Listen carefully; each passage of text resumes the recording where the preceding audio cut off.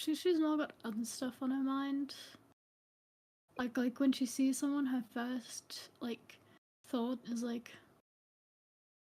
not do they need help? It would be more like should we kill them? Um, so yeah, from that alone, I'd say that she's not super generous. I think if asked for help, depending on what they'd need help with, she might give help. Um, yeah.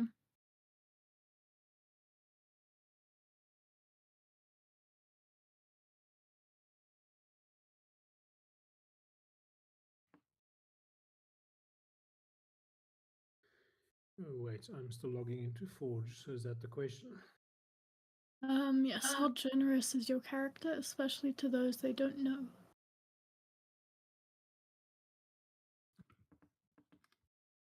Hmm.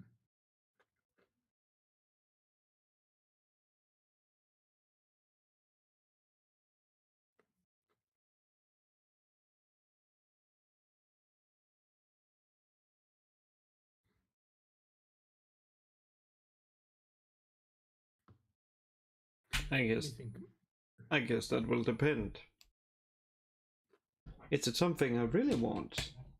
Then I'm not generous. If it's something where I get a feeling,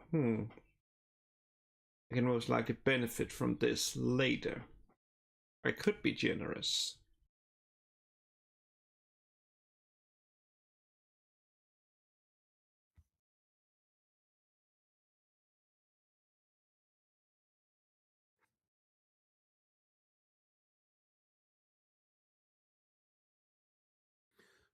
I think I see Svenja as broadly generous. Um, she's essentially inherently a fun-loving person that likes people, likes talking to them, listening to their stories, and so forth. And part of that comes with generosity. She's also not particularly attached to money and material goods. She's obsessed with lore and sort of scarce magical items and things. So when it comes to sort of giving time and attention and money and food, she's probably very generous.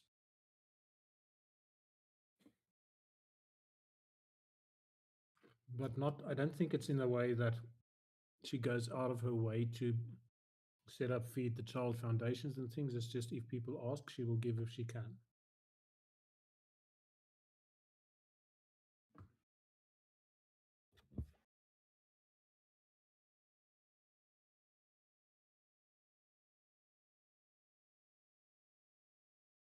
Yeah, Gorm will be at least generous enough to give the person the benefit of the doubt.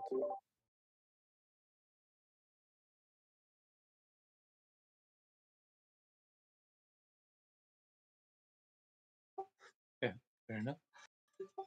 Uh, wonder where Miko is.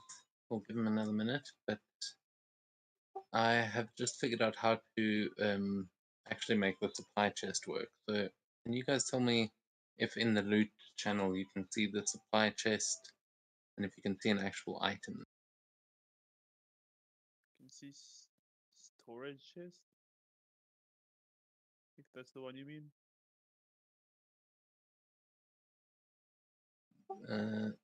No, supply chest.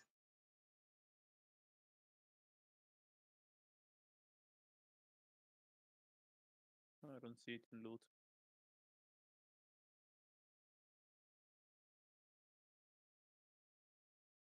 Oh, there it is. There is.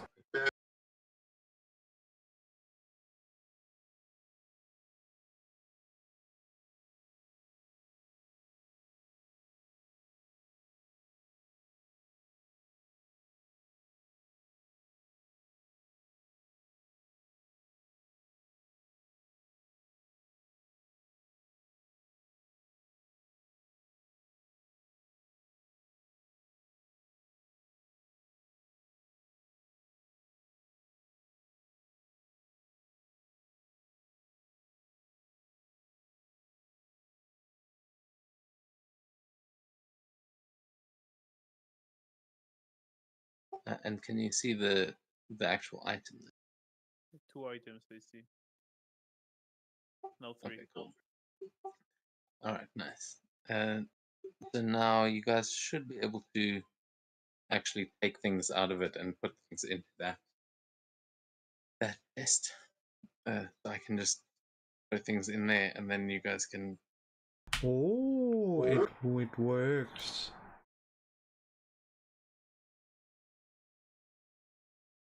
Oh, yeah, that's cool.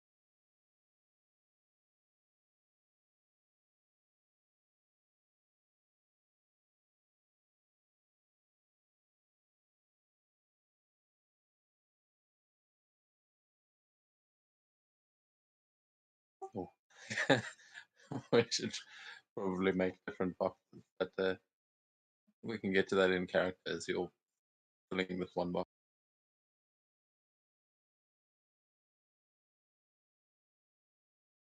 But yeah, it is a good place to have it all.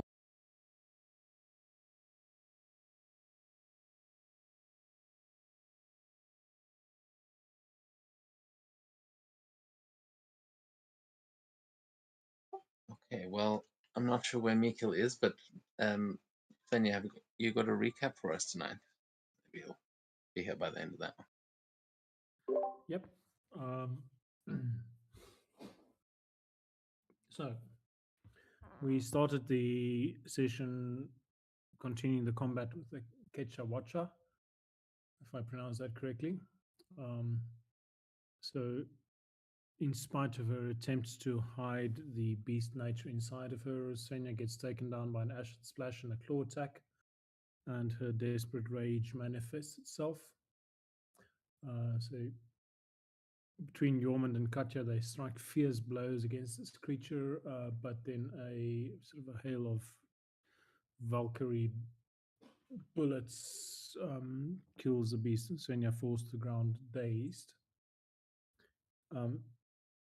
Yeah, so they get back to the town. The Jarl sees this attack as a blessing from the gods. It was a trader called Aaron that was killed by the creature. There are two, for Svenja, so this is very much from Svenja's point of view, there are two ravens watching as we get back to the village, and Svenja passes some of the meat to them, some of this ape-like meat. The one does have sort of a bluish golden glint in its eye, so she blows a kiss at it. We then go to the drinking games. We do poetry, shield carving. Camilla kind of wipes the floor with everybody else in terms of the poetry, and I think there was shield carving, log tossing, a whole bunch of things like that, where Svenja did spectacularly bad and got drunk to the point of essentially being poisoned and passing out. Somewhere in between all of the festivities, there is a moment of brevity and, sorry, a moment of seriousness as the Jarl gives each of us our sacred arm rings with specific things that help each of the characters in their quest. This includes Katja. So Katja is essentially now an honorary tribe member. But that the rest of the evening is spent playing games, feasting, drinking, and I think we left the session before the final game, which would be the Skaldic Challenge. And Yeah, exactly. That is where we will be rejoining you now, as the sound and the revelry around this final challenge, having all of these drinking games going all night, and a bunch of Vikings. Most of you can handle booze, because even this, the sound of the Skaldic Challenge beginning, will rouse you from your drunken slumber, Svenja. Not sure how stable you'll be on your feet, but will definitely be waking up as you hear Kodrum now bringing out his drum and the party in full swing. But Hjalmar, who is a little bit teary at this point, he's trying to get his spirits up and will be announcing this contest. I put the mechanics in the chat. I don't know if anyone read that. I mean, in the game description, in case anyone wanted to actually prepare anything. But he will be saying, now for the final battle, we will have a little friendly competition, I think, between us from the North tribe and you from Braudavik. Feel free to mix up the teams, but I think it would be good to see what kind of skills you have. Huh?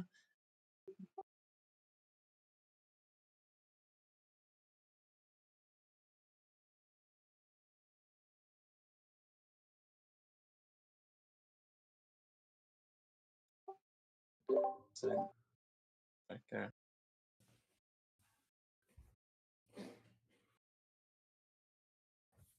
So if Svenja does use some of her sort of healing hands, can she at least reset herself to the point where she's sober and no longer at disadvantage?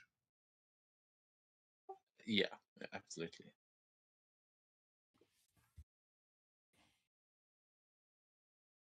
Okay, so she'll definitely be doing that sobering up.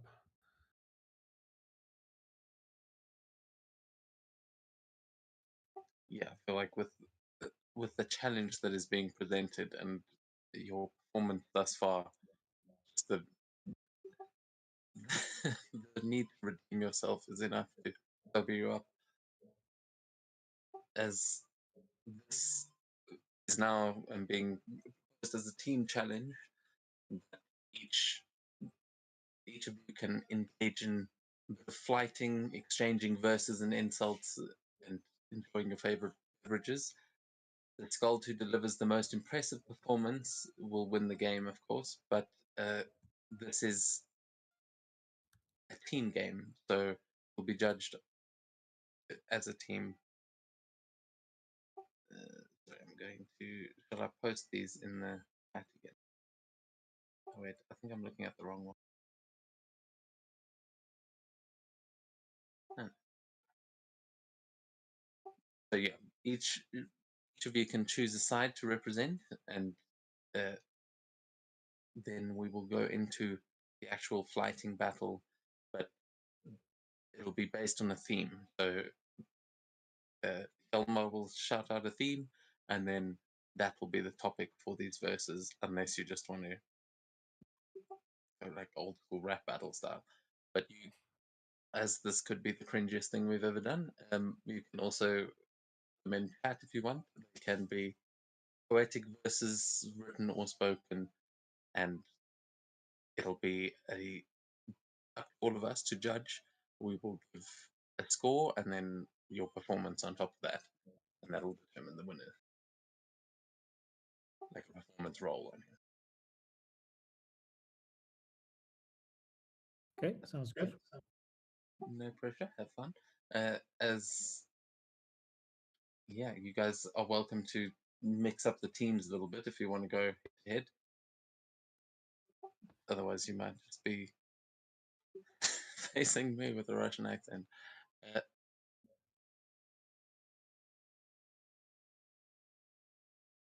But who would like to participate in this festival, and also which team would you like to be on?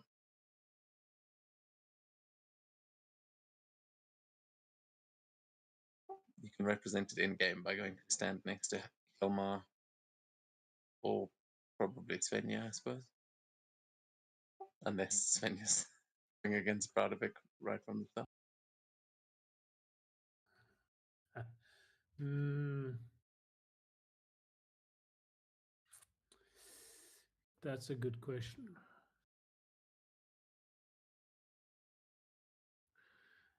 I think she will actually, so she will go and join Helmar.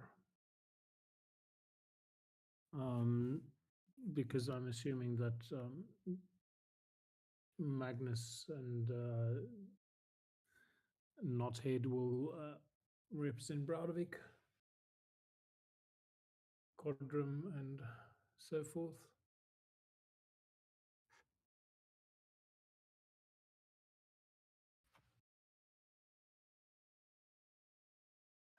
I mean, Codrum will looks like he's stepping out. So are there no participants for Brodovik? Really, no participants for Roderick? Oh well. Then she will go and join Quadrum, I guess. Yeah, Katya will just she's a bit under the influence, so she just sits back and drinks more. Because when in doubt, drink. But yeah, she's gonna cheer from the sidelines. For who, she doesn't know yet.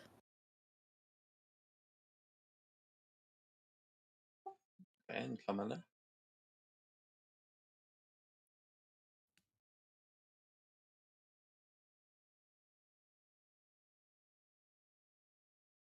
Oh well, let's just try to play from the outdoor team, like yeah.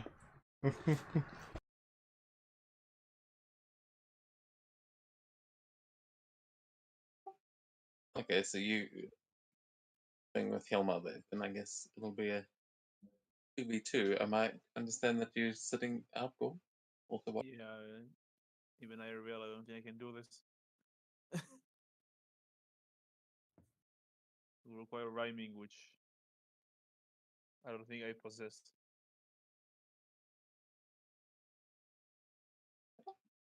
I mean, yes, please, everyone, go into the understanding that none of us are actual musicians. If anything good comes out of this, it will be celebrated.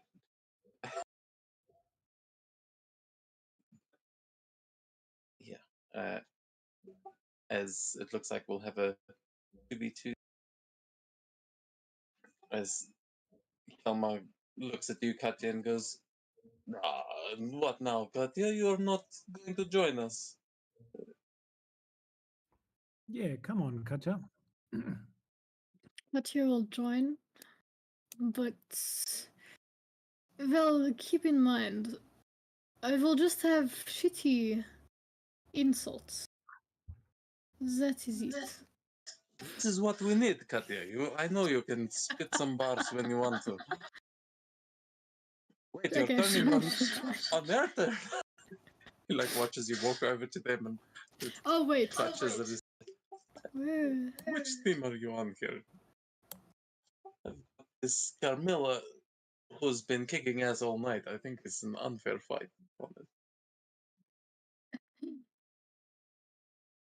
Yeah, she's just going with the odds oath group. Yes. Okay, so you're just Or gonna should be. she go with the other group? Which Yeah, one no, needs that's more fair. help? Well, I mean, if you're just gonna be throwing some words in, if you if you see them, do you want to try? I mean, Mikkel and Yormund might have out you. Do you want to try and also take a less pivotal role here? Or are you still? I think I'll still rather not. Yeah, fair enough.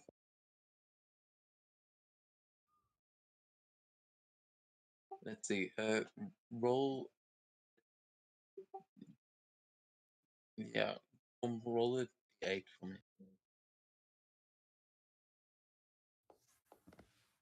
6.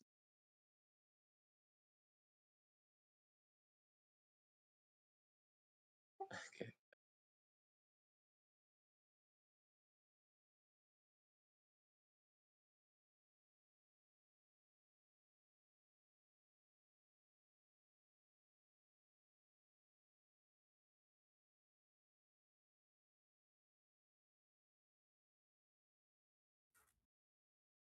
One of the dwarves from the mine stumbles out from outside and goes, "Oh, come on then, you little ones, I'll show you how to rhyme." I could make things easy on myself.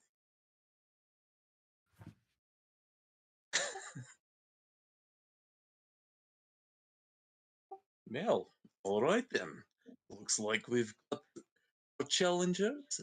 Everybody gather around. This is sure to be quite a spectacle. So, I suppose, Miss Svenja, you will be leading your team to see that you are awake. Just scoffs. Yeah, I'm awake. And she'll Yeah. sort of, the arm ring sort of just adjusted. It's like a strange new feeling. So she'll just adjust it a little bit and flex her arm a little bit. And say, let's go. Well, seeing as you are our host, would you like to choose the first theme?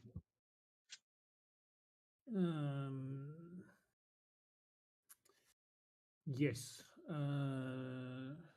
Dragons.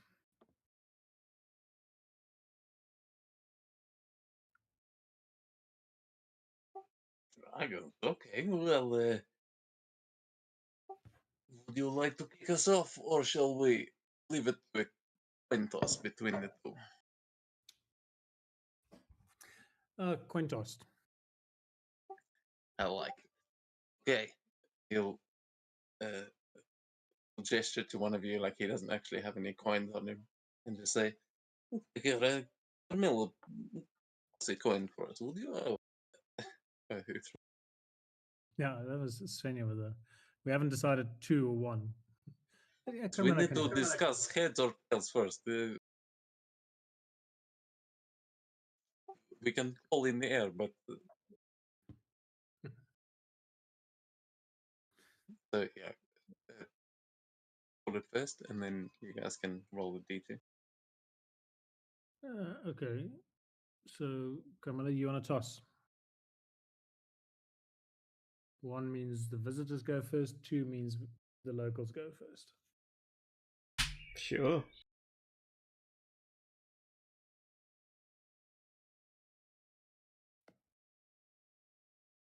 Dragons go first. Which is us. Hmm.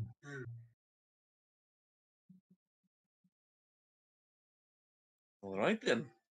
Good luck, and Rum will look at you and say, "All right, Senya, we've got this.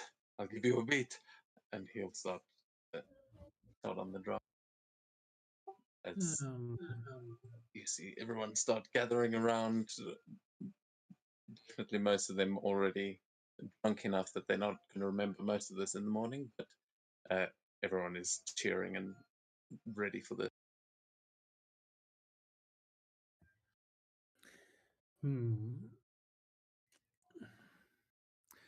What shall we say?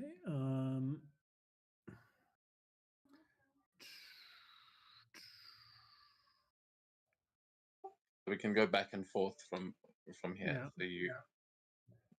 So okay, so you guys have a verse, and then they go, and we'll go back. Who's on? Is it Yalmar, Carmilla, and Katja? Yeah.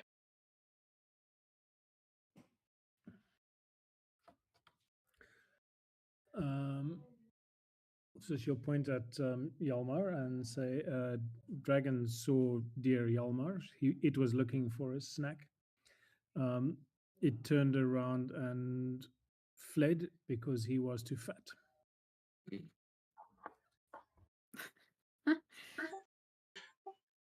He'll laugh back and say, "Dragon, oh dragon, you're not so tough.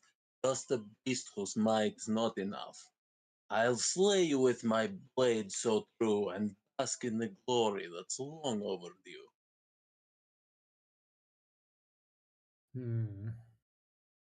I suppose one of them will. Oh, good lord.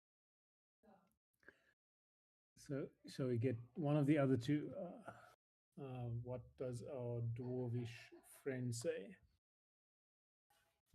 Dwarvish friend may say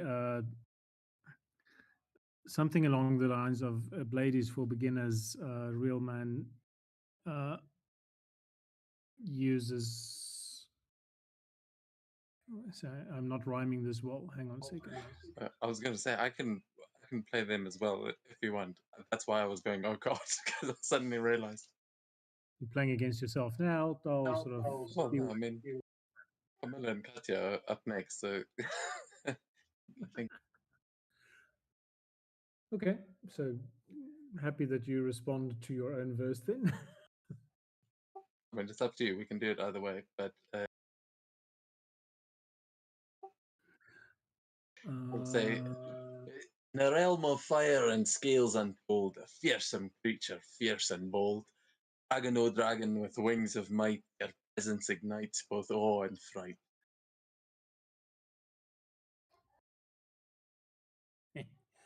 Okay, so Dev is setting a high bar here. Katya and Carmela, off you go. Your mother is fat like mammoth. Yes.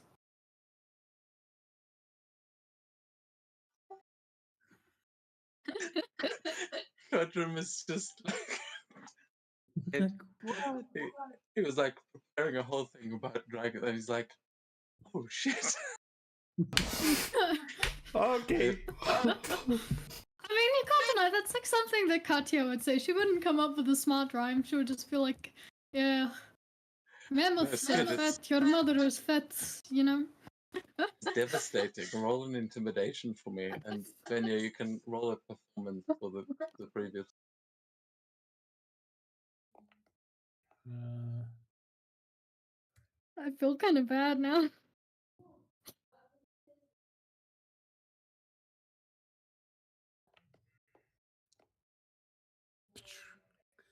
hey, starting the evening good. Oh, nice. Yeah, okay. Fully into it now. You're definitely awake again. And Yeah. yeah, Katya, you see a bead of sweat down Godrum's face as he says, "You challenge me with feeble words and jest, but I'll outmatch your wit and put you to the test. You're a speck in the grand tapestry of time, while I am a legend forever sublime." He looks confused. I feel like that's honestly more insulting than like getting than like a comeback just not understanding the insult. Yeah, he sees it like land flat, and he's just like his face starts getting flush. He's like, "Oh, shit, Kenya, I don't think I'm helping." But Camilla, that he throws it to you. Oh, dragons, beware of the tiefling so fair. She will fuck you if she dares. The whole crowd just goes, "Oh, what?" You What? hear crying coming from Ursula's mother. Oof. And you can give me a performance with disadvantage.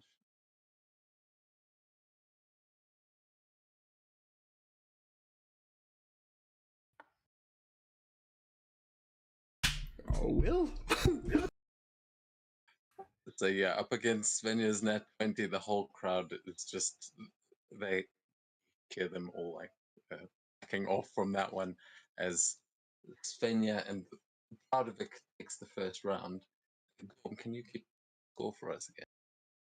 Can I do what? Can you keep score for us again?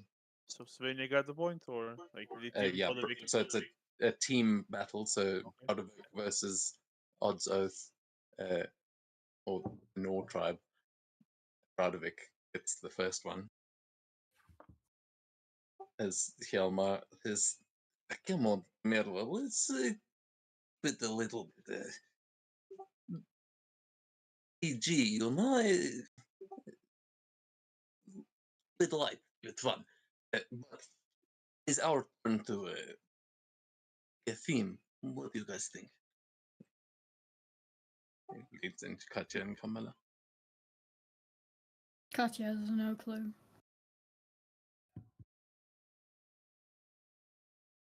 I feel like if Katya suggested something, it would be something like just Spoilers. nonsensical. That's fine. It doesn't matter. Something that is, from this land. We've all been around, The mammoths. something about the culture. A mammoth. Yeah, That's a good one. she was gonna suggest mammoths, and I was like, no. Yes, we have got the advantage on this one. Good idea, Carmel. Yes. Next theme is mammoths.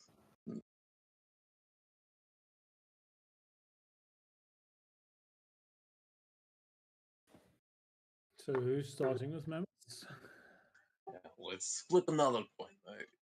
This time we call heads. One for us.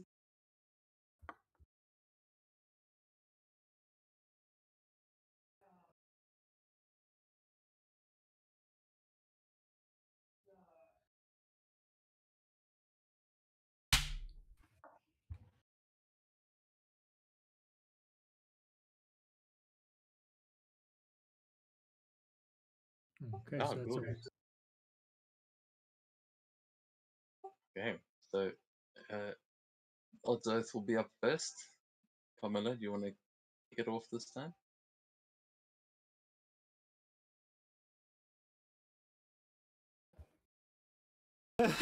No. God damn it. Mammoths. Why just mammoths? Yeah, I suppose the other two are probably like know mammoths really well. So if you want them to start to make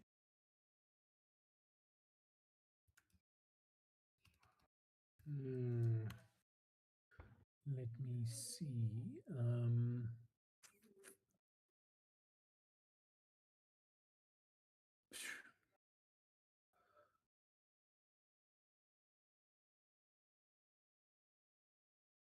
sorry, Carmilla, are you gonna Yeah, let the Oh, you- others. Let the others. okay. Katya, do you want to try and kick them off? Or Um, are you leaving it? she'll do another shitty one.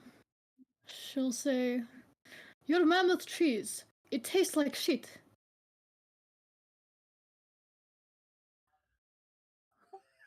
Carry on, Katya. You've got to find something that rhymes with it. Your mammoth cheese. It tastes like shit. Yet the mammoth meat go to your tit. Big up. Yeah, the right. Teamwork. Get good cheese. You need to work a bit. Lazy motherfucker. To get personal. you can give another. You can give a performance this time as you throw it to them. Svenja, are you gonna catch it all? One of them. Sure, I will respond to that. Your words are small, like a mouse in the snow, while I tower above with power to show. I'll stomp your verses, make you cry. The mammoth roar will never die. Oh, you can give me a performance with advantage from that one. I Russell's charges. tried. Oh my god, that's pathetic. 15. Oh, it's better than mine though. It's okay. Hjalmar gives you a look, Carmilla, like you want to take it, or is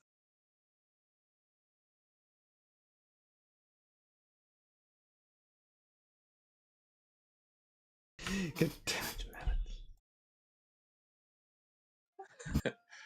he'll see the lull and carry on?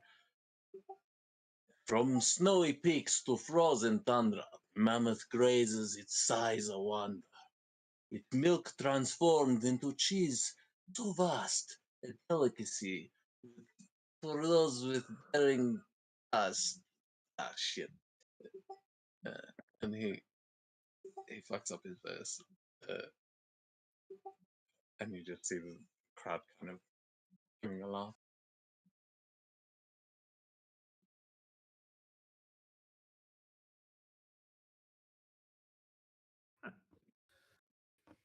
I am slightly cheating here, but I shall reply on behalf of Quadrum. Okay. Which way are we doing this? 'Cause, I'm happy to. I'm having fun with ChatGPT here. So wow. Okay. I mean, I'm we admitting should get AI to rap against each other. it's not that good. Your verses are much better if they self-created. Yeah, I mean, you can give one for Quadrum. So he's going to say, You think you're a mammoth big and grand, but your rhymes are weak like shifting sand.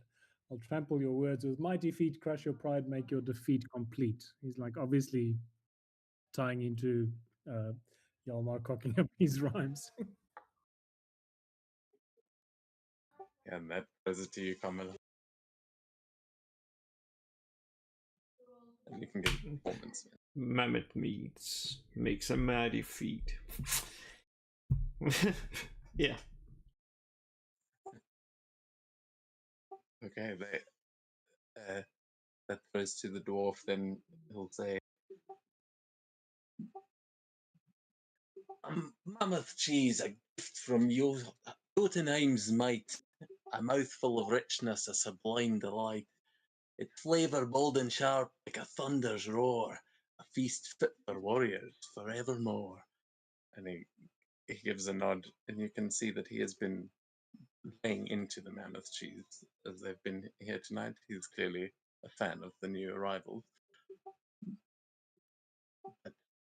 Hjalmar will raise a horn and sort of throw him an extra piece of cheese from the table there.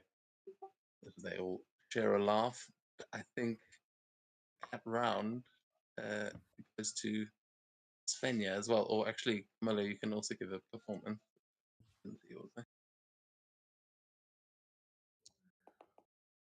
Oh my god, Camilla is wiping the floor with these performance checks.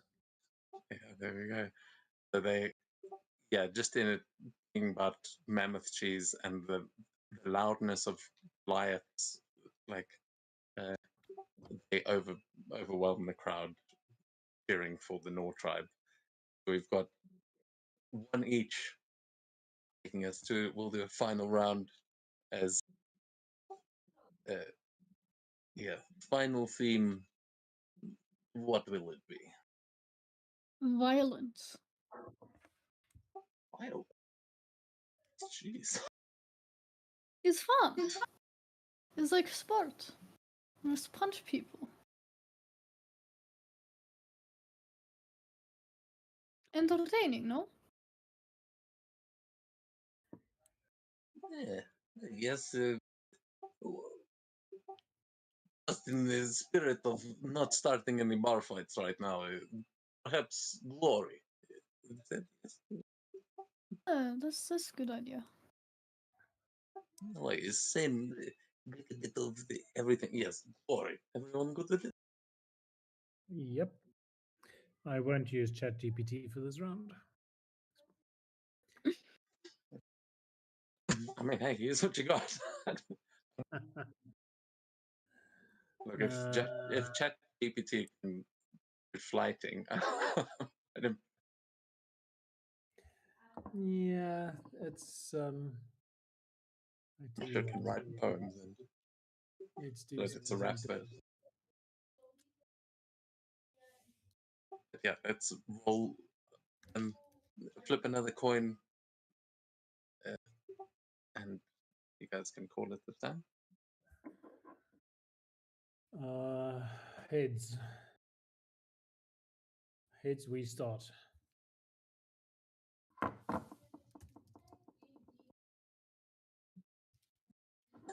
think yours says 1 and 2. So yeah, that's all you guys will start.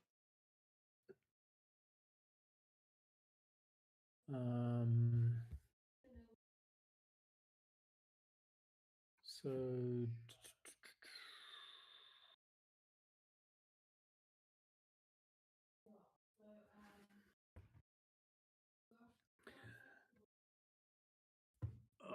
fuck glory.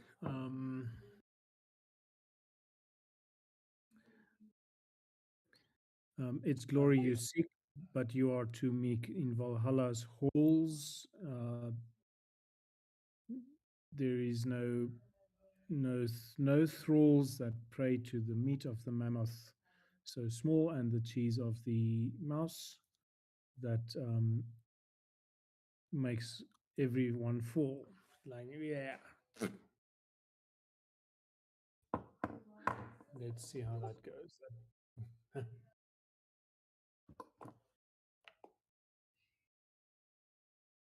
20, 30. Okay, yeah. kicking it off well for the group. As Camilla, Katya, do you guys want to take? Yeah, just wait, just wait. I have it. Down the well, Katya goes down the well, begins to swell, and pop she goes in rebel.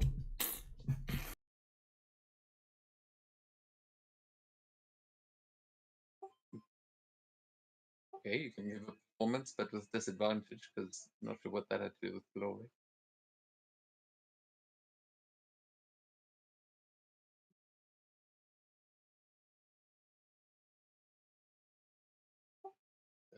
The other side.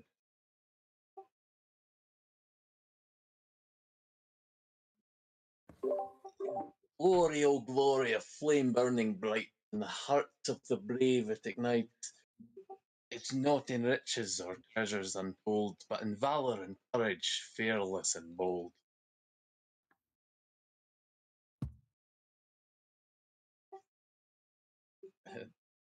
This dwarf is a good talent here, isn't he? Quadram, you should go to the dwarf and take lessons. Would you think I always am rhyming with these dwarves? They know all kinds of things. Katya, are you going to get that one, or are you leaving it to Hilma? I'm writing a poem. Okay. He It's can. a short one, don't worry.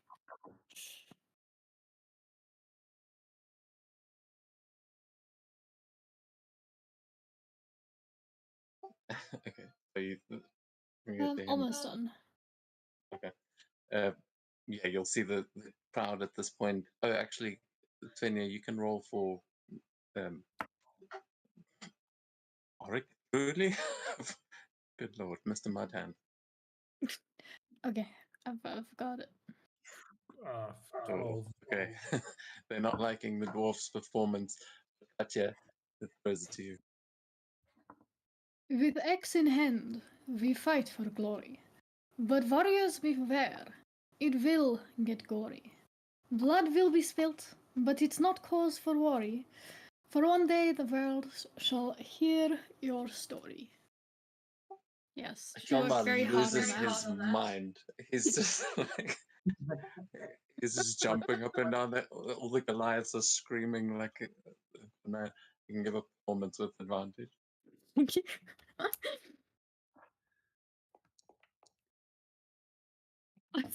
Nice. Yeah, everyone's just going mad after that one. Like no one was expecting it, and then you just, yeah, like I told you, you've got bars. And yeah, Quadrum again looks terrified, having to follow. I feel like I've traumatized this dude tonight.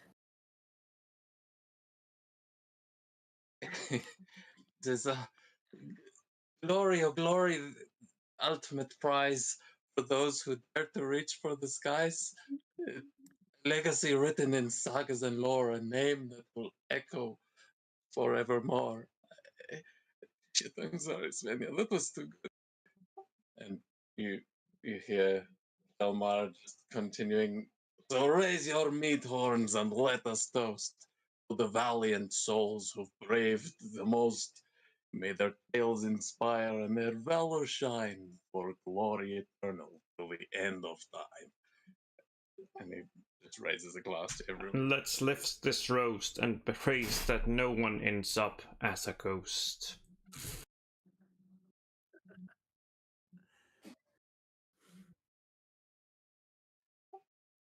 So with that one, we'll go to the Nord tribe as with Katya's 21.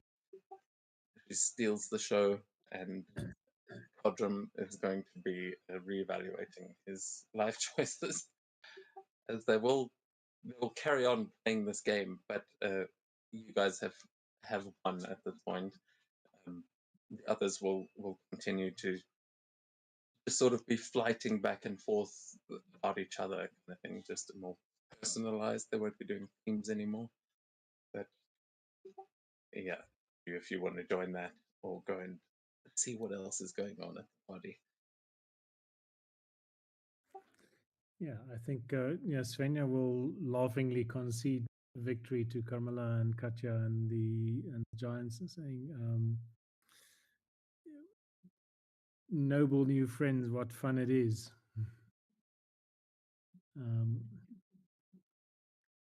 Feel kind of bad for outbarding the bard. But you have to think about what was the bard trying to win tonight? Empty the cup. Fun. Hmm.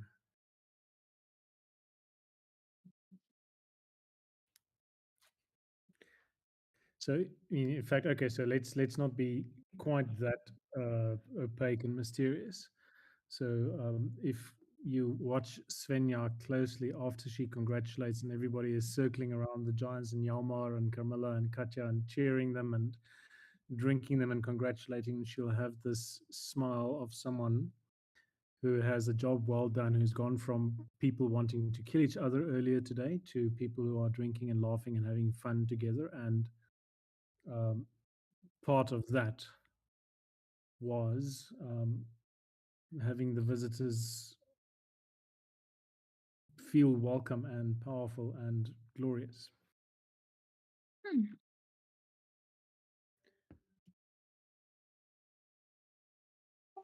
Yeah, and that you definitely have achieved. As you can see, everyone around here seems to actually be getting along. You can see Brynhilde speaking to Ingvild over there by the fire. That they seem to be getting along quite well. All over the place, you now see these Goliaths making themselves at home.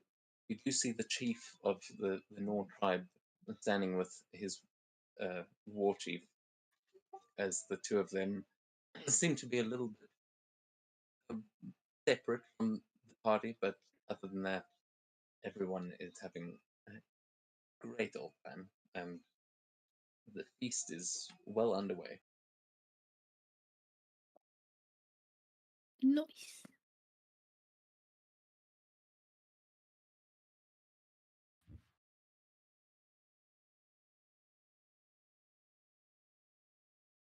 Yes, I reckon for the rest of the evenings, Svenja would just sort of circulate and chat with everybody and make fun of how Carmilla wiped the floor with her and Codrum, and we need a different bard and all sorts of stuff like that. So she's just leveling up on how to use this defeat at the hands of Carmilla to create memories for the evening.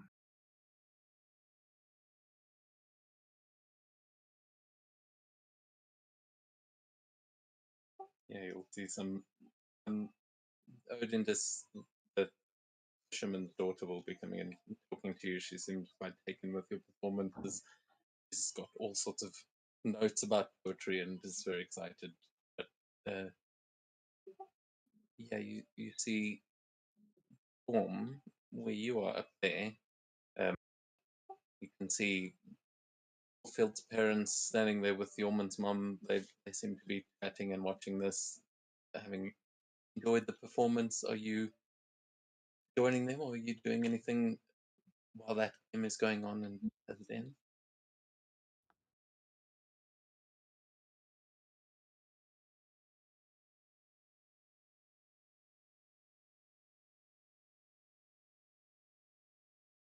Well, Form is muted and deaf, so don't know where he went. But what about the rest of you? What are you guys up to after this game?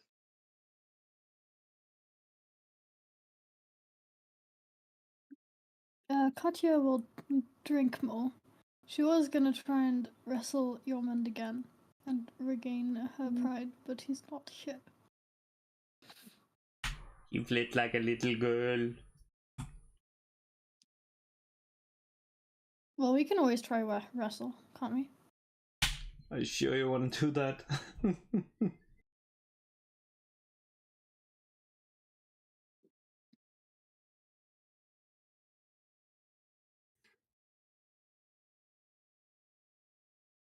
Well, drinking time.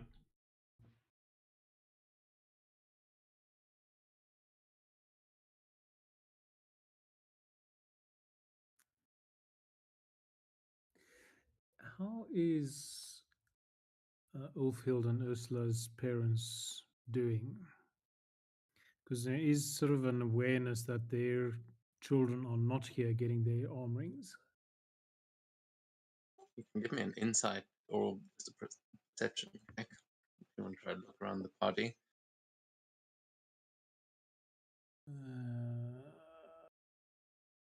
I happen to suck at both of those, so let's do insight then. Ha! Truth be said, not one.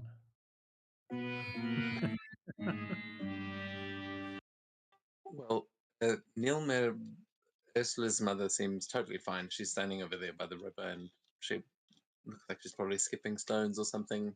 Must be having a nice time. Up at the top where Oda is standing, you see Allfield's parent, and Nerd, her father, is clearly trying to calm her because she's definitely eaten too much at the feast, and he seems to be talking to her belly. She must have just eaten a ton because she's looking like she's put on a bit for an elf. Yeah, definitely not pregnant. Yeah, no, something fat other than that one. Yeah, completely forgotten about that thing. It's been a long night for you too. Yeah, it has been. Yeah, you're definitely not sure. It is very hard to tell. Everyone here seems to be having fun, and it seems like it's all working. Like that's not with Nat One, just in general. It does seem like there is a good vibe going on between Brodovik and the Nor tribe. Mixing up what to actually call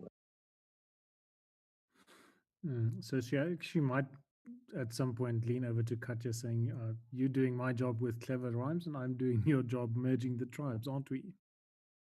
I mean, immediately forget that she said that as she sort of stumbles off to somewhere else to go talk to someone else.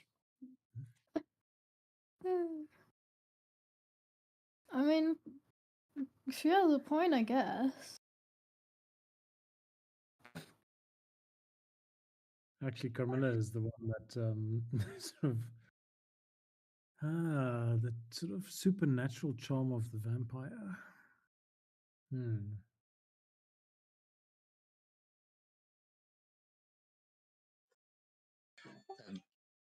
I will be right back.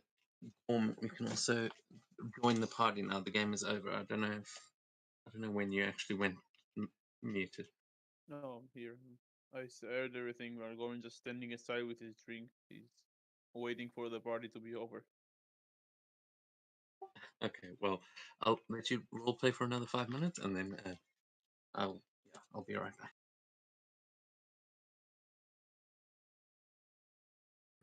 So what is Gorm doing or thinking when he's drinking his beer, standing there watching stuff?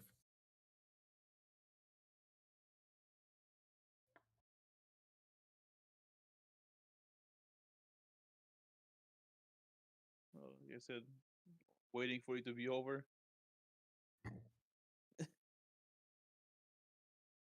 So wait, is Gorm usually not big into this whole parties thing? Yeah, probably is, but I think recent events force him to believe that they're short on time. Although he understands the importance of the celebration, it's still time running short.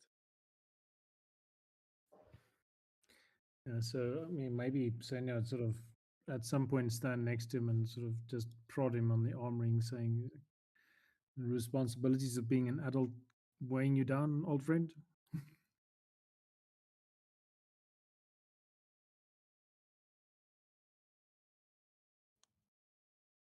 you tell me. I have to apparently stop invasion of an undead Viking. We have to unlock some sort of spirit of God in each of us, which you already have, and it's as scary as useful as it is. One of the weapons will require us to take apart the chain of Fenrir, so some venture into the Feywild. Who knows how much time we have left before, I don't know, the invasion is here or something worse. Yeah, that is true. So you can see when you mention the beast, she sort of there's this sort of look of fear that flits over her face, like. Don't forget the village, which his name I don't remember at the moment, tried to poison us in preparing for a raid, which means we probably have to prepare for a raid, which means I have to finish the long ship.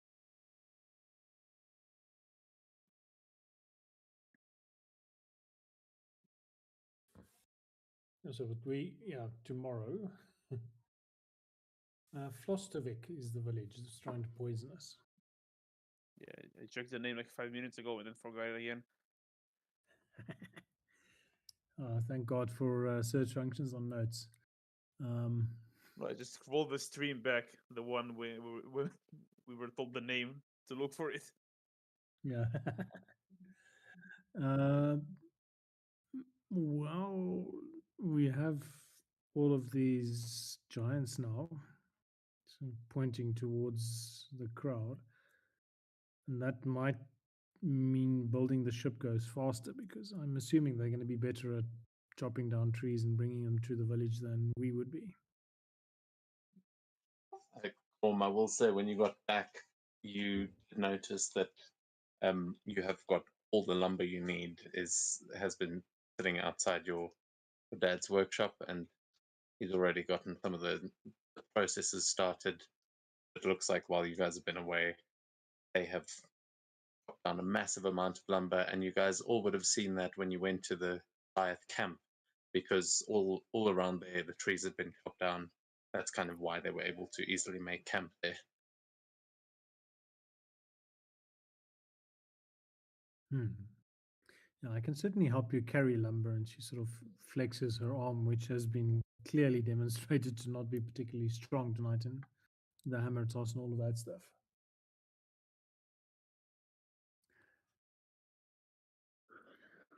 Not taking this seriously enough then.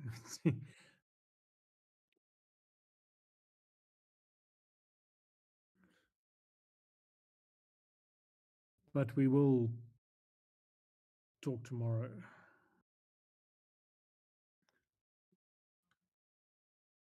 So in the back of her mind, Svenja is sort of as sort of almost closing she very on edge about the whole beast thing. And she's definitely looking forward to a long conversation with Ingvild about this. She's trying to work out how to broach this idea that there is this beast trap inside of her.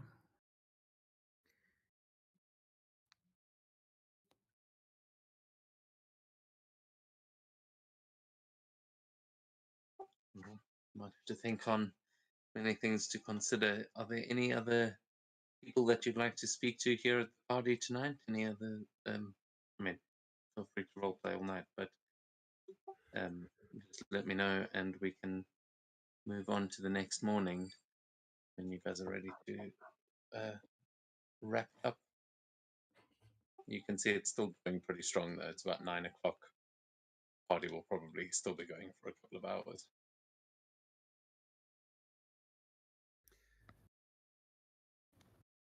No, it's probably later than that. I think actually. from my side right now, so I'm happy to pass the mic.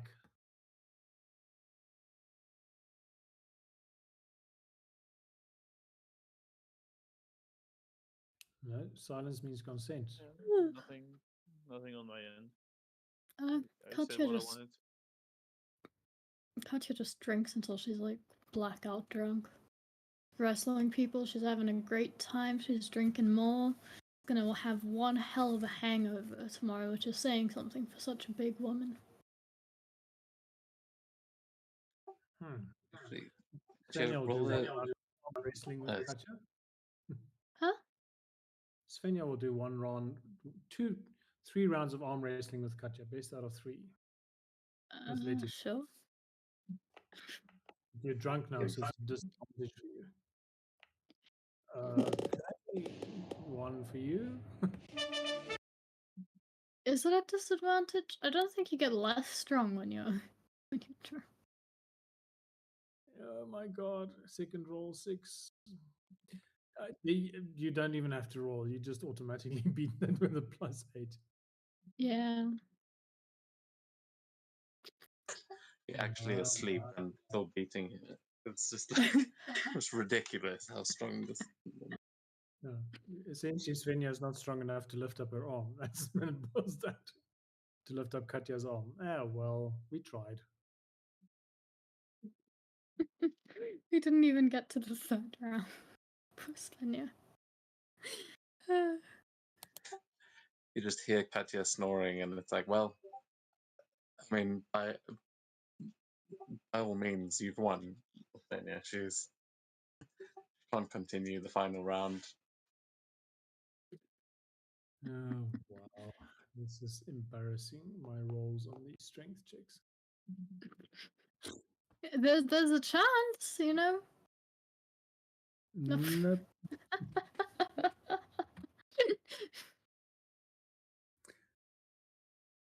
I literally have to roll 9 just to be in the running.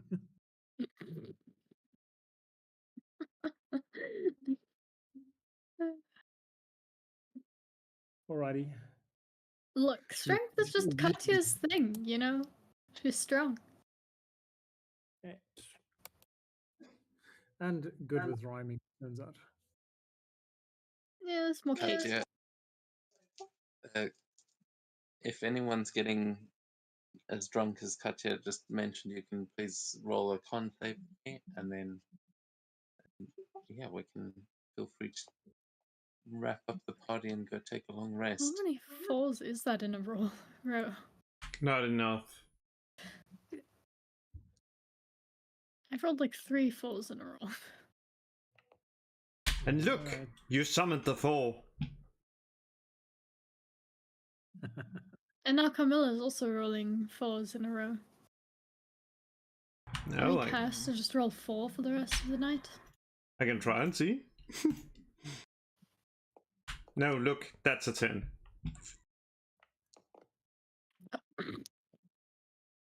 Seriously? I have to roll another. Okay, well, I'm gonna count the first rolls I saw. This is kind of in, but bet on 4s tonight. As you guys all fail and go through an entire montage of drunken madness as the night goes on, when you wake up the next morning, you'll just have flashes of memory of what actually happened. You'll remember definitely at some point partying with the giant that you caught and the ogres that are, I mean, they're almost like pets, but at some point the party ends up there, and at some point Codrum ends up back at the bottom of the well. Oh, it was Einar last time, but this time it's Codrum. And yeah, you can feel free to let me know what other drunken ridiculousness you may remember as you wake up the following morning. As the party comes to an end, you guys eventually find your way to bed and wake up the following morning in quite a beautifully warm, nicely well-weathered Raudavik in the middle of spring. And you guys have now got about 30 days of downtime if you would like to use it. That's basically 3 weeks. And yeah. think that's about it. Sorry, I don't know why I keep carrying on.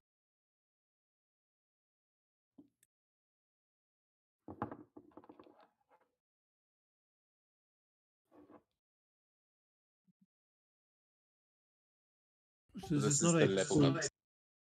yeah. So this is like a full-on training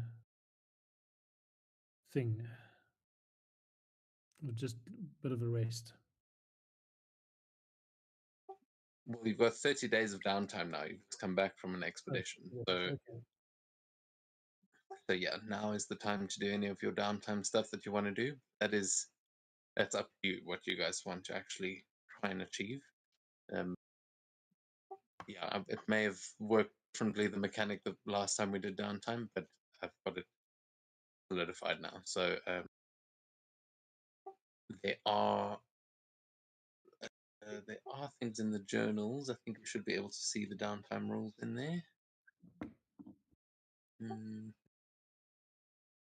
Variant and optional rules. Can you guys see that in the journal section?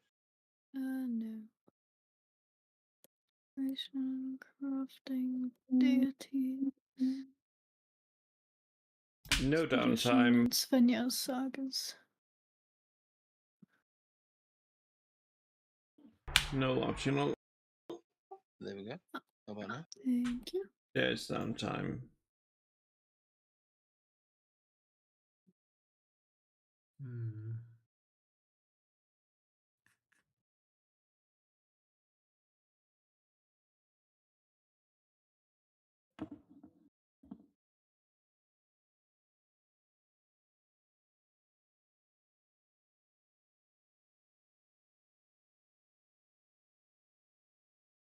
Yeah, okay, there may be some extra things in there, but yeah, it's that.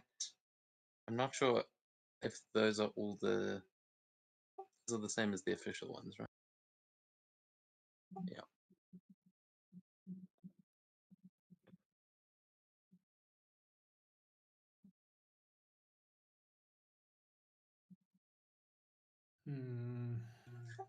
I'm revisited.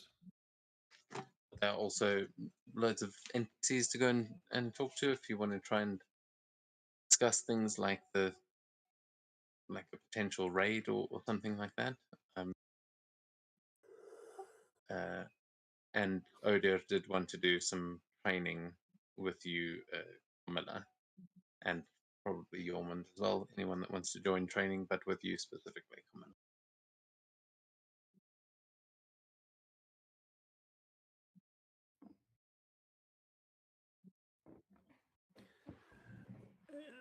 Okay, so I think Svenja has two specific things that she wants to focus on. The one is to follow up on the training that Ingvild and herself and Gorm did the last time around the Valkyrie rituals and sort of that magic. And then she wants to have a sort of a fairly long conversation, and she might take a couple of days going out to the Druid library to try and understand more about this Valkyrie inside of her. And she will spend some time inside in there with the Valkyrie, trying to better understand her and sort of improve the relationship essentially. So that's kind of, so a lot of the focus is going to be around the Valkyrie rituals and the trapped beast.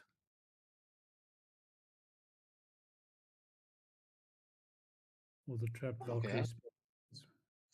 So then, if you want to go in for the researching, you can do that as a downtime activity if you want to try and look into the Valkyrie. But yeah, for the rest of it, that's sort of up to you.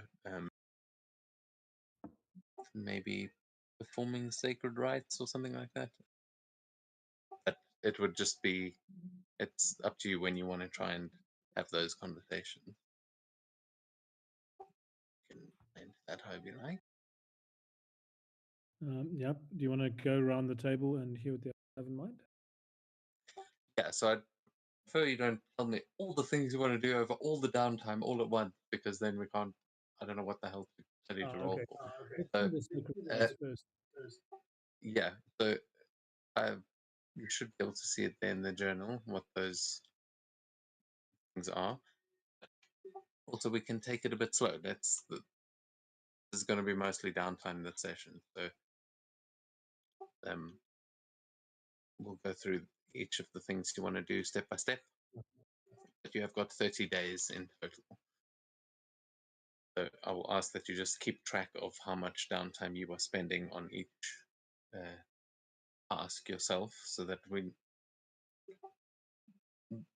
know.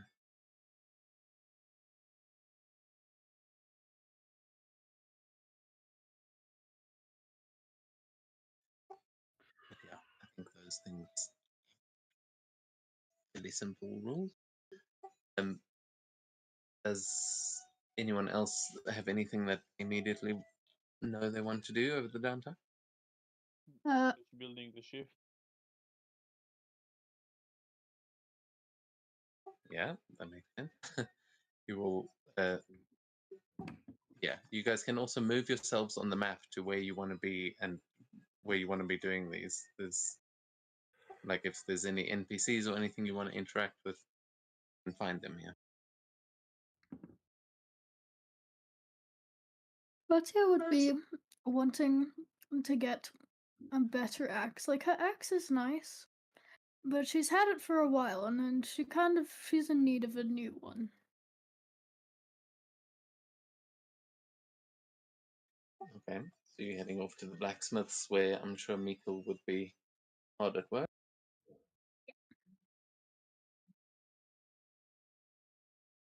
So crafting a magic item. Is that what Katja is doing? Perhaps. Don't remember Page that. 534.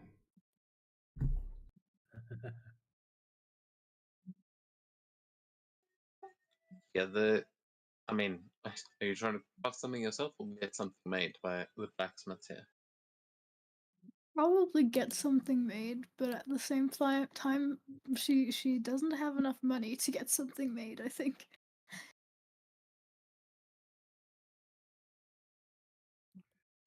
Oh. I mean, you do have some materials that you collected that would be good to add to a weapon. But, for specific, like, custom magic items, you might want to wait until Mikkel's actually here, because he might be able to actually make you something. What? Otherwise, yeah, you would have to definitely pay from the blacksmith. I mean, hey, Mikkel might charge you too. I don't know.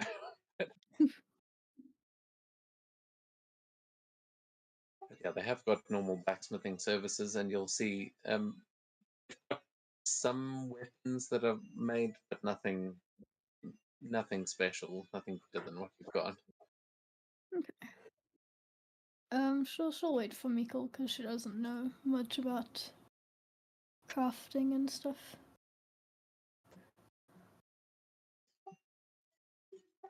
Yeah, the blacksmith will say to you, "I'm sorry that my son is not here, but I can start working on some blueprints or something if you've got something specific in mind you'd like to make."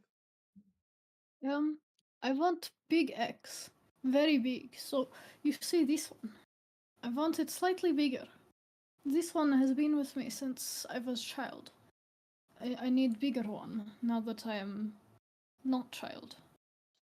His eyes grow wide, like at the size of the axe you're holding. He's like, "As a child, oh shit." I think we can probably do that. I will. Yeah, I'm sure we can figure something out. And you see Einar just glaring at you from the other side of the forge as he's busy working on something, but doesn't seem to like seeing you there, Katja.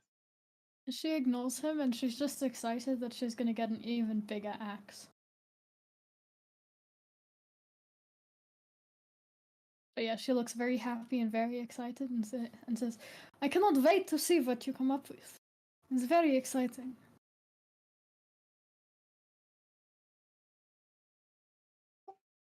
And will allow you joining it then. Yeah. Though I think we will have to wait for Mikhail to come back, since what I want to do is try to see if he can upgrade my swords.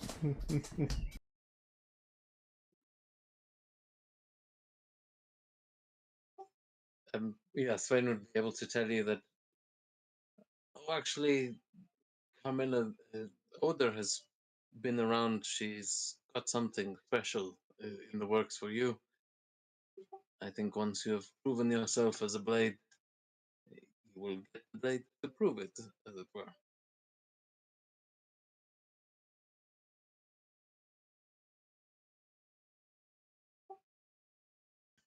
But yes, speak to my son about any specific enchantment or anything that you would like. I think you're going to enjoy them. Blades like those, you're going to need to train and know how to use them. I know Henrik had to try his test about 20 times before he actually got it.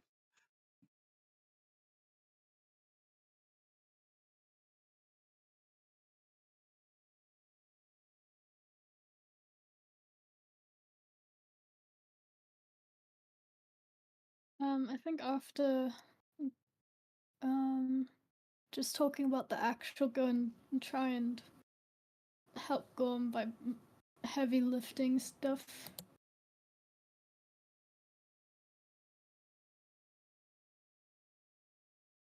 So like carrying big planks and stuff, she doesn't really know what's going on, but she wants to try and help. And if you just tell her, just hold that there, then she'll do that. And yeah. Yeah, and you indeed see that there is a massive lumber that is near the shipyard there, where what are you up to as we go to the next few days? If Katya is offering her help, I'll ask her to ask for two more of her Goliath friends to come by, because we need 10 workers to actually manage to work on this ship. Yeah, she'll go and ask at the Goliaths and see how many she can get. If she can get more than 2, she'll bring more than 2. Oh, we need, like, mechanically. We need 2. Yeah, But mechanically, I'll say the Goliaths count. One will count as 2.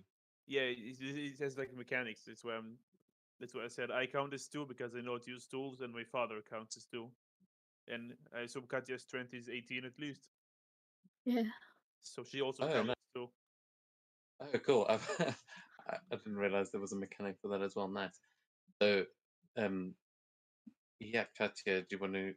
You can roll a persuasion if you want to, or let me know who you're trying to rope into this. You'll see there are a couple of the Goliaths roaming around the town, and obviously the whole campsite is on the outskirts. I think she'll try and get Hjalmar and say, you know, I helped you with the performance last night. It was fun, and now we have more fun by building ship, big and strong.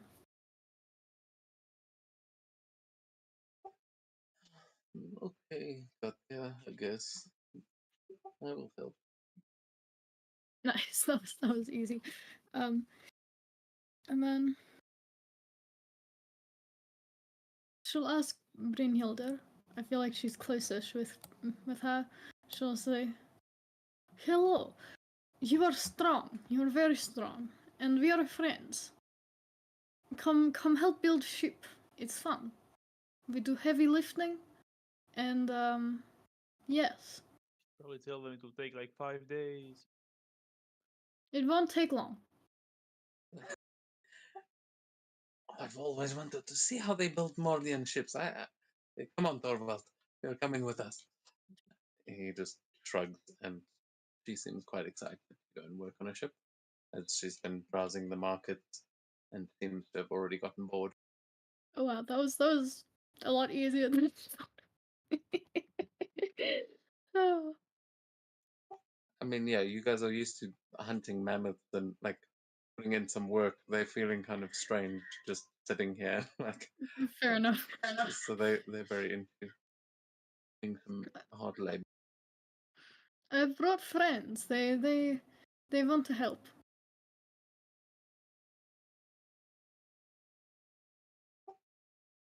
Where is ship? Is it tiny like this one? And it points to the Jarl's dragon ship, which probably about the same size as the one you're making.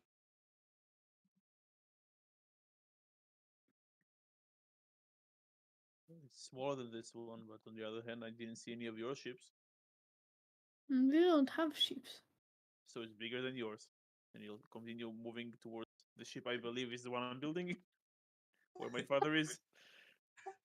Yeah, as you'll see him standing there with Freya, Mikil's mother, who's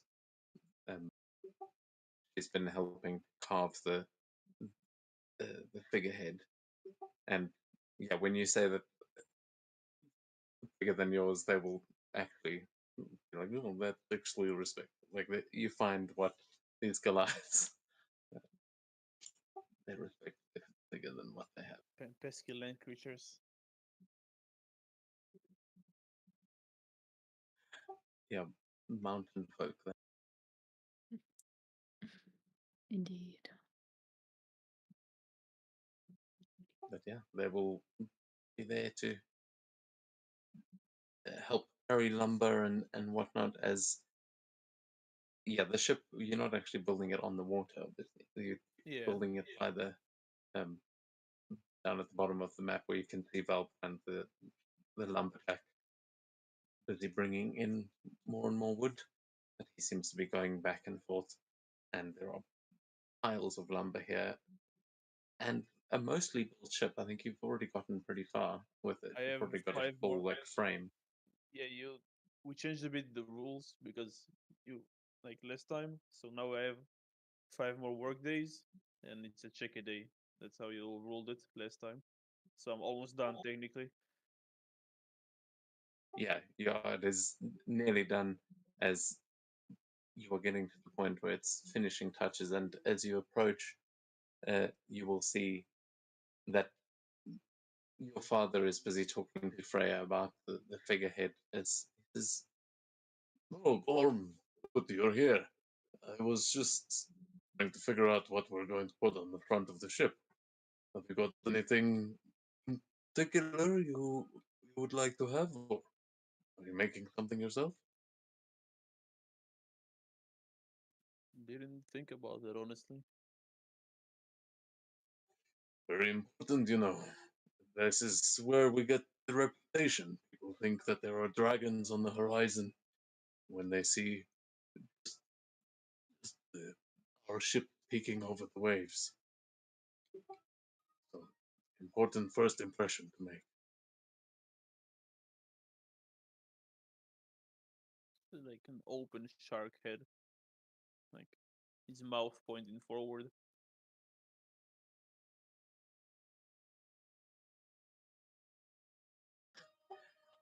You see Freya kind of grimacing at the idea of all the teeth that a shark has, and she's like, "Okay, I think I could do something like that." Well, I can leave it to You let want you do it to? myself if you don't want to do it after we finish the ship itself.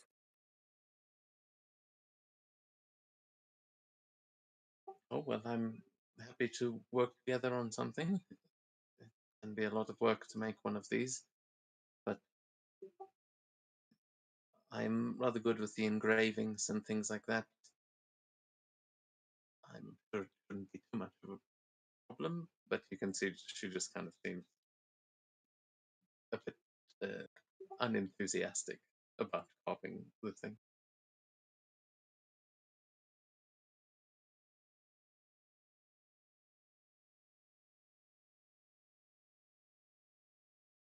Oh, we still have some time. Maybe I'll think of something else.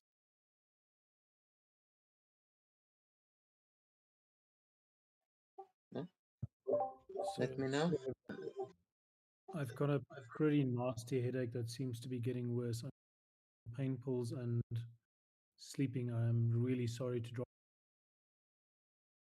Um, Feeling pretty guilty, but this doesn't look like it's going away on its own.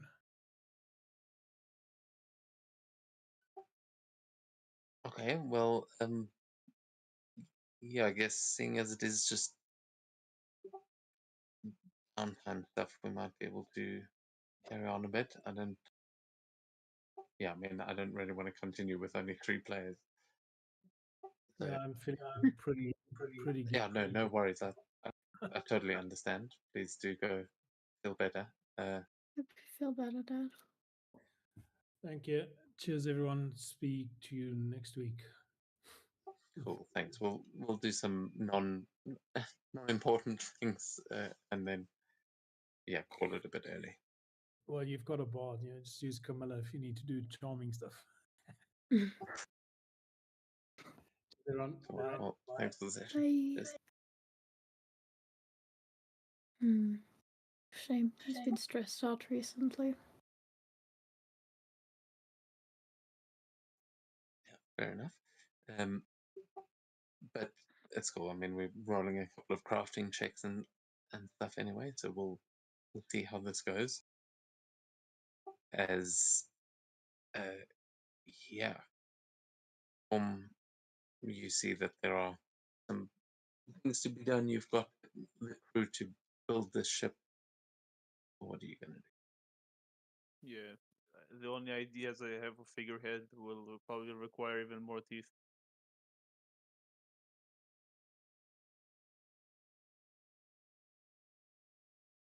do? Will require what? More teeth.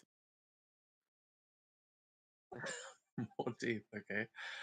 I mean, hey, you can make whatever you want. Freya just seems like she might not be all that up for the hard work like the Goliath are.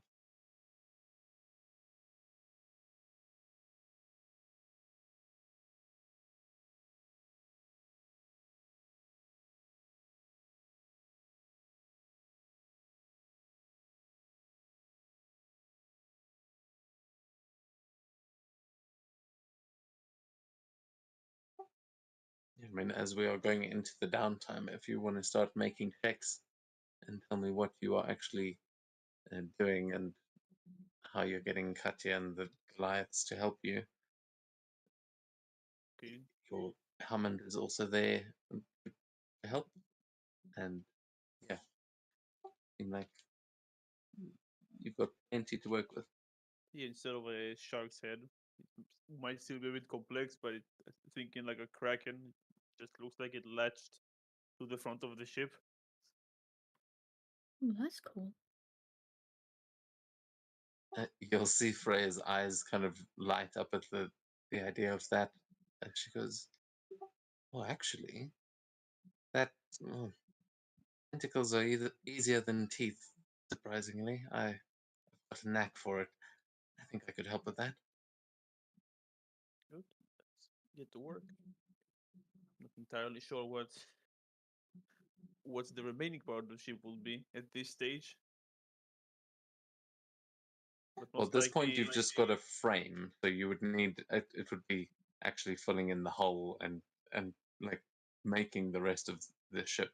You've what you did before was the major part of being. You've like got a mast and a frame.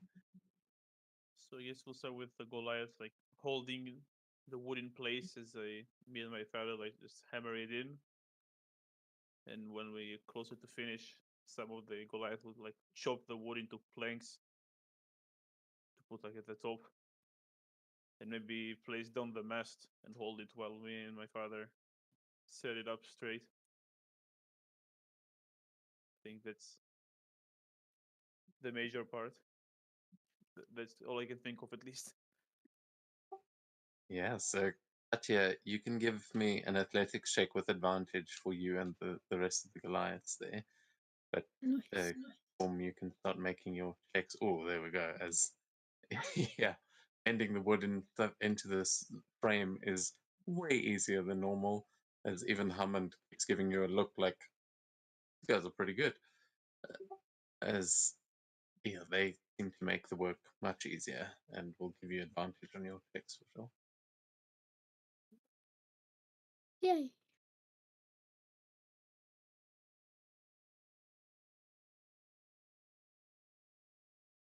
You said it's 5 days.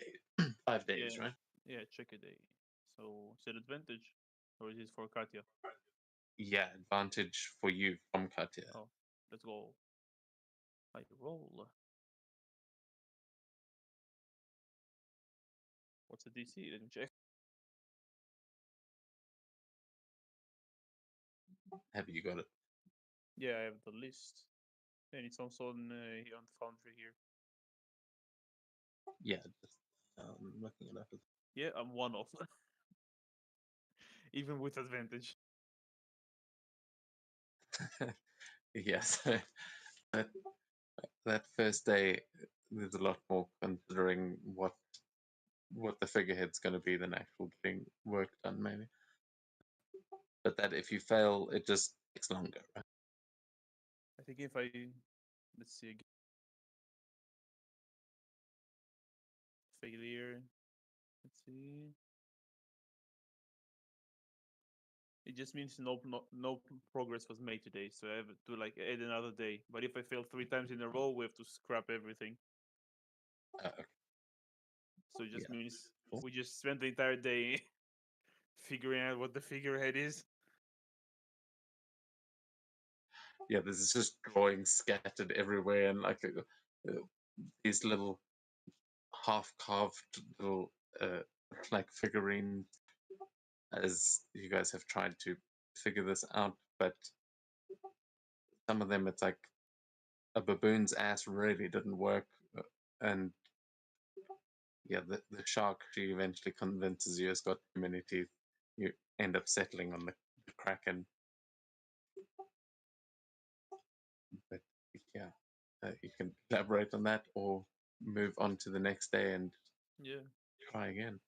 I'll- As Katya, you'll also be able to make that athletics with advantage to see if he gets the advantage. You said we have 30 days in total? Yeah. Mhm. I believe we can Nice. 26 I'll roll with advantage. I hope. Probably.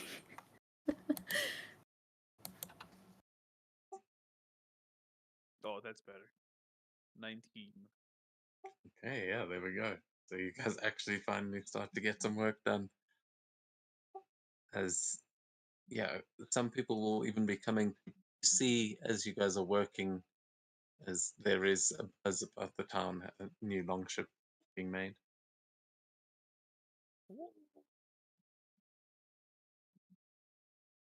Should we finish all the checks like for all the days, or should we just switch to Carmilla? Well, I was about to ask Carmilla, are you getting involved in the crafting of the ship, or going up to watch them or anything, or are you heading to training or doing something else? Yeah, and let's. It's a good idea to learn this thing. So yeah, I'm gonna get to helping. Let's see, how can I help? Maybe just gathering like the thing for the what's called the figurehead, or I can't recall what you call the front figure. I know it's maybe a dirty job, but what is it called? Like black, like substance they use to like block. Tar? Yeah, tar. You can if you can just walk anywhere you want. You can probably put tar anywhere without being too complex. As long as I have a surface. Yeah, the ship is the surface.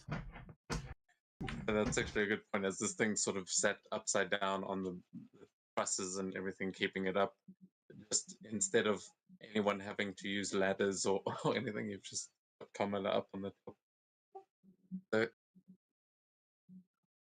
I mean, if you want to do something like that, you can give me an acrobatics or athletics as well, Carmilla, as you would definitely be able to help them out, as these massive Goliaths are adding the strength.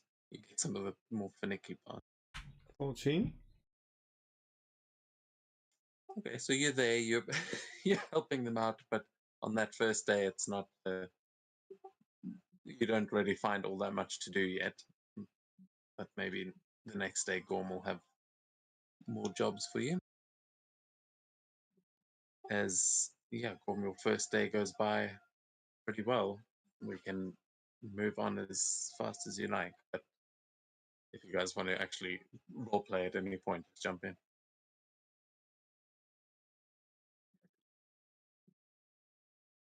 I don't know what Katya would say. Mammoth cheese. Is it going good? Or it looks good. Lots of wood and stuff. Yes. It's almost done, but we'll know about what is the main material. Everything else would likely make it too heavy, and it will sink. She looks genuinely interested. Oh, that's very interesting. No, One of the not other at all. Goliaths would ask, "You make it. You think if one of us were to get on it, it would then be too heavy, or it's going to be strong enough to carry even Goliath?" Well, it has a certain weight limit, but I think might be able to carry all the Goliaths. Actually, I'm not entirely sure about the weight here. It just says gargantuan size. Do I have a weight for her? Katya is 333 pounds.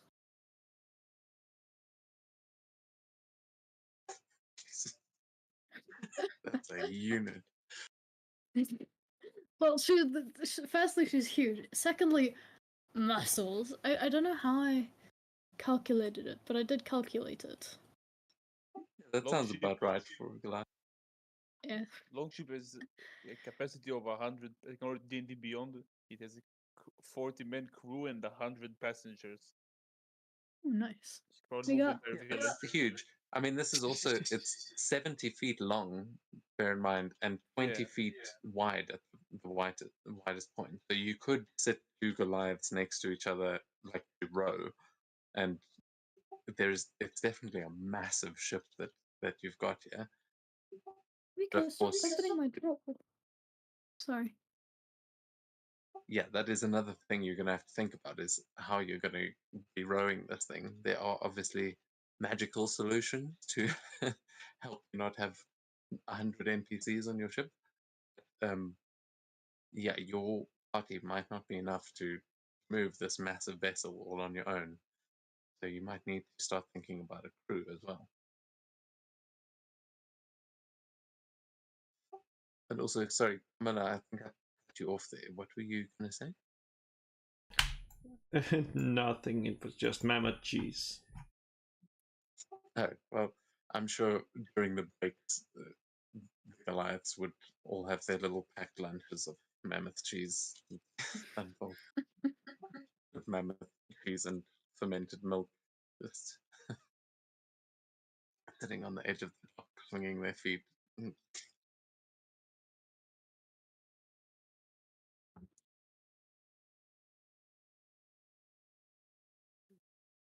Off to the next day. Let's go. Oh. Okay, that wasn't a great.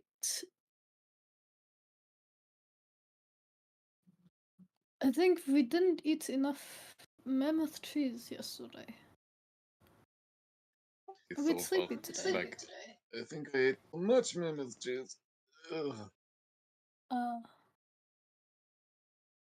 You others need are to like, be more shut careful. up, Thorvald, no such thing.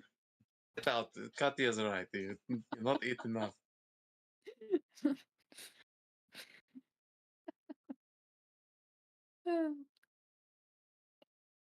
But yeah, with 16 not going so great for you, as let's see, Commander might be able to help out today. Another acrobatics from you, please.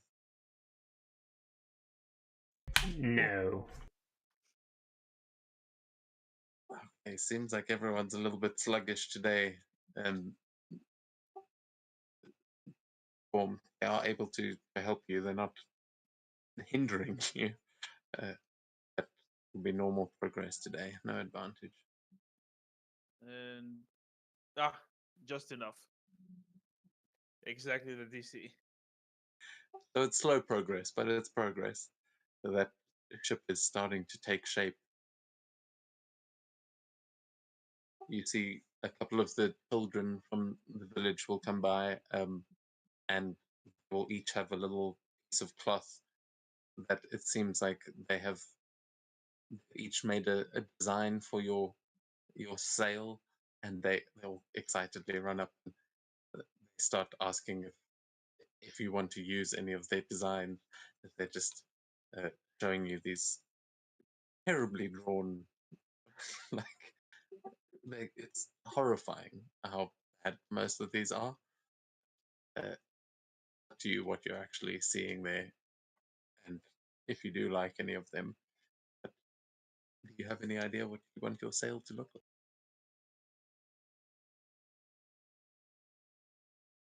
I do not. Does Brodovik have a symbol of some sort?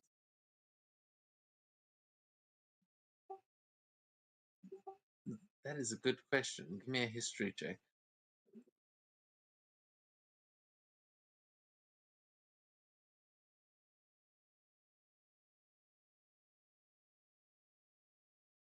Oh, 10. Yeah, you're not. You think there is a town symbol? You're like, it's kind of like, there is a national flower, but maybe you don't know what it actually is. Um, like no one actually uses it that often. You've seen it painted on a shield here and there. Ships usually just use striped sails. I think stripes actually have there's a reason for it. I can't remember what it is right now, but there's a reason that they put like vertical stripes that help you see something. I can't remember exactly. I think it helps with navigation, like moving the sails in the right direction or something. Maybe the That stripes like sounds a line interesting. with something, so that way they know how much to move the sails. Yeah, I think it's something like that. There is actually a real world reason why they used striped things, but I will have to look it up.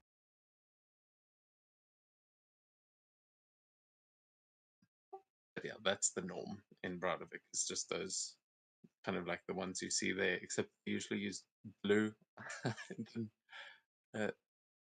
but the dragon ship is maybe red, but around Mordia you often see blue flags. It's pretty normal.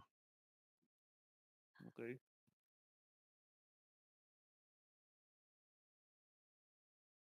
Oh yeah, even blue and white then the stripes, like instead of red or blue.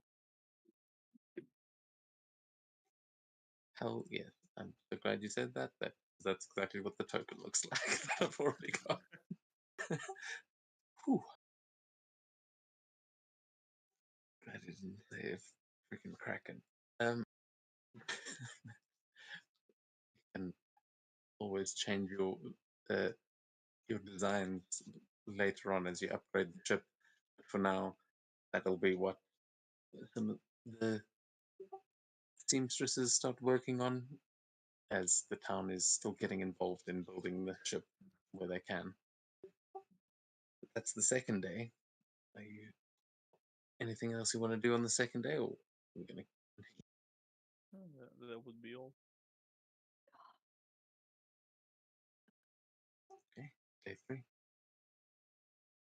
Let me roll my athletics check. My cat just keeps on fucking opening my drawer and she won't stop. My God. Nice. Yeah, lives back to their proper strength. Hard at work. Mila, are you helping out this time? Yes. Oh, nice. Yes. Cat's grace.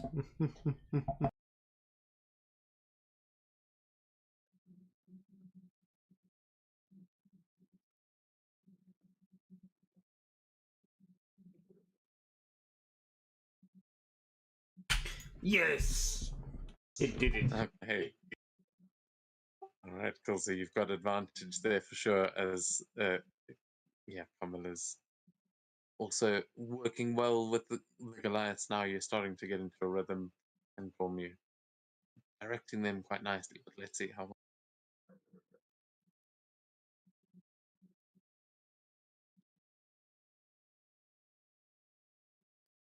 Yeah, 21. Yeah, at this point, you are now seeing this ship in, like, you can actually properly picture it now, just being out on the sea. It is looking beautiful, and at this point, you've probably got most of the hull finished. It's just laying the deck that you have still to do, but it looks like a ship now.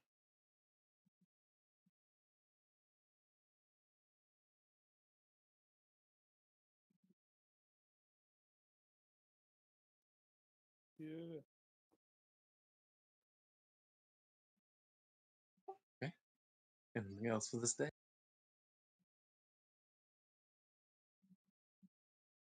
Not for me.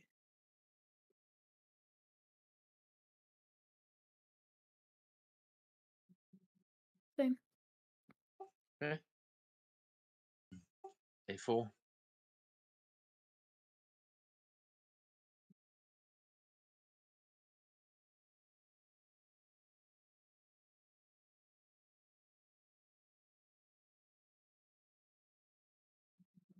Oh yeah, now you guys are perfectly in the room, exactly like yesterday. Everyone knows what they're doing. They're working. No, almost crit.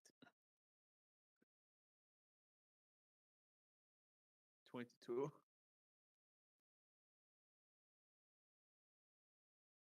Yeah. What does it look like as you guys are? You've finished like half of the deck, and you can now actually you can dance on the deck here. There is you can actually stand on your ship. Katya is hesitant too because she doesn't want to break it. Like, she knows that she's a big woman, you know?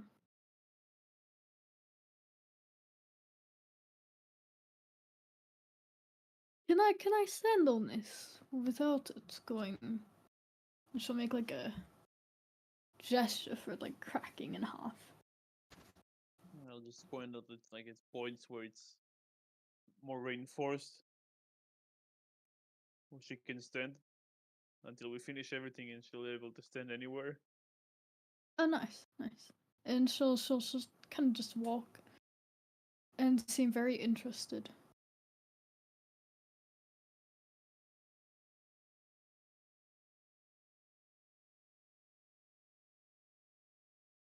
Yeah, you'll see the other Goliaths all clambering for a turn to try it out, but all of them likewise nervous to break the thing before it's finished.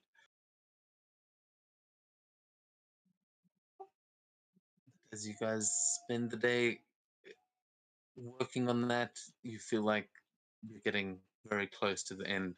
Yeah, And Katya, we will go. like the size of the longship is like 5 mammoths in a line. If it helps, or Goliath head, Goliath brain. And she pictures Yeah. it, and she fully understands now. Oh, how we know what we kept chopping those logs too small. You must always tell us in size of mammoth.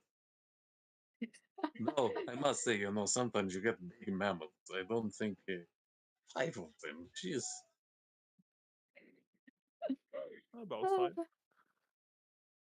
Is that by D&D standards? It says mouth is huge, so it's 20 by 20, and the ship is 70, so it's almost. Oh, it's almost no, it's almost 4. Wait, is it 20 by 20 or 15 by 15? 15 by 15 Yeah, would 15 by be. 15. Yeah, Wouldn't yeah, that huge. be? 15 by 15. Wouldn't that be colossal? Gargantuan is 20 by 20. Like creature wise. Yeah, Gargantuan is like 20 by 20 and up sort of Yeah, thing. Like there yeah, is it's the minimal. colossal.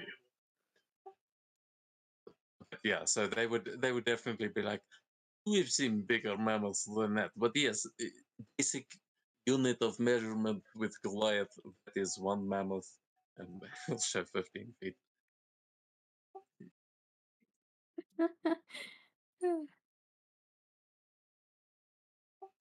Let's And do you, it. you measure the weight in mammoth cheese.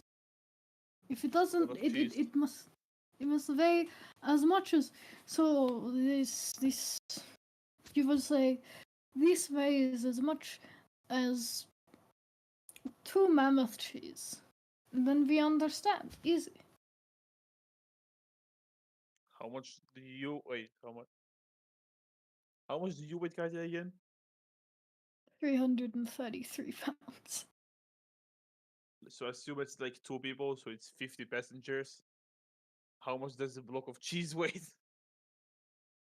Yes, how much is That's- 350 pounds in in mammoth cheese? Will Actually, yeah, why am I asking? It's 350 times 50. So is that? 70. Are you saying a wheel of cheese is 50 pounds? No, I have Per room for 50 passenger. passengers. Because they are double the size of a normal one. So if one Goliath in cheese is 350, so times 50 is 17,500 cheese in pounds of cheese. Yeah, You've lost me. a lot of cheese. The a lot of cheese. calculation. A lot of cheese, yeah.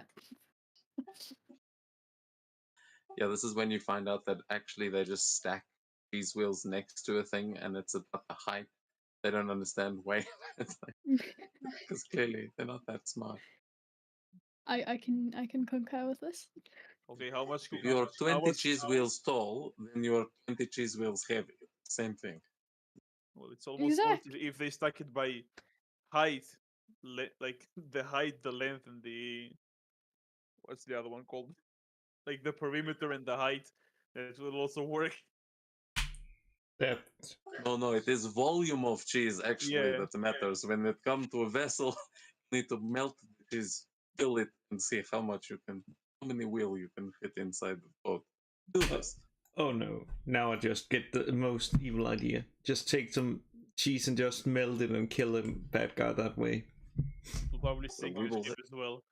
You'll see the Goliaths start to organize some of the other Goliaths back at camp, start melting a big bit of cheese to try and fill your ship Oh, overnight. But don't worry, we will test. They gotta cheese your ship. if by next morning it's empty of cheese, sure you can try. Oh no, you leave cheese inside, obviously. This is waste of cheese if you have to take out. Yeah, well, it's for passengers and supplies. The supplies of cheese. Yeah, well, some of it will be cheese. I hope, but everything Not, else. not to the brim, you mean? Okay. But yeah, how much cheese you think we should When fill whole thing or just bring wheel? when we plan to head out, we will make the calculations.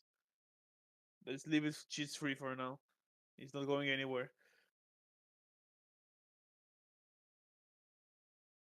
And I give you a dirty look at you like just leave it cheese free, he says. It's okay. I will convince them that we take mammoth cheese with. Have whole room of mammoth cheese. If not, I cannot leave. How am I supposed to survive without? We're waiting for the desert arc of Mordia, where the cheese doesn't survive. Fuck the desert arc. Fuck the desert arc.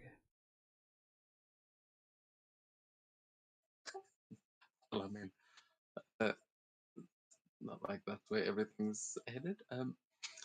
Yeah, who knows? You guys have a good day. You think may fill your ship with cheese overnight, but yeah, maybe give a persuasion check to convince them to leave the cheese until your actual first voyage.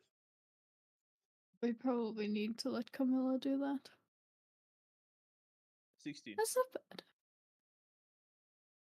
You're not entirely sure that they're convinced, but They He seem has willing to about hold the out. same. He has about the same mod.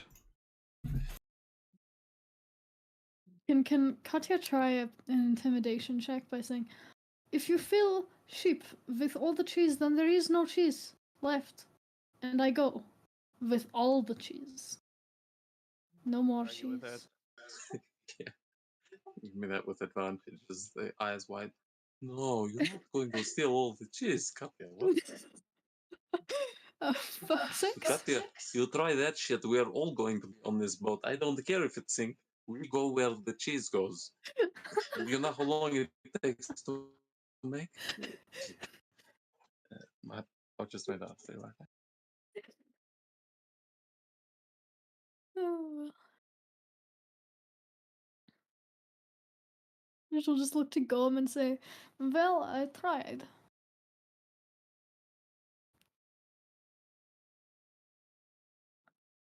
You know, if they fill it up with cheese, I hope they can breathe underwater.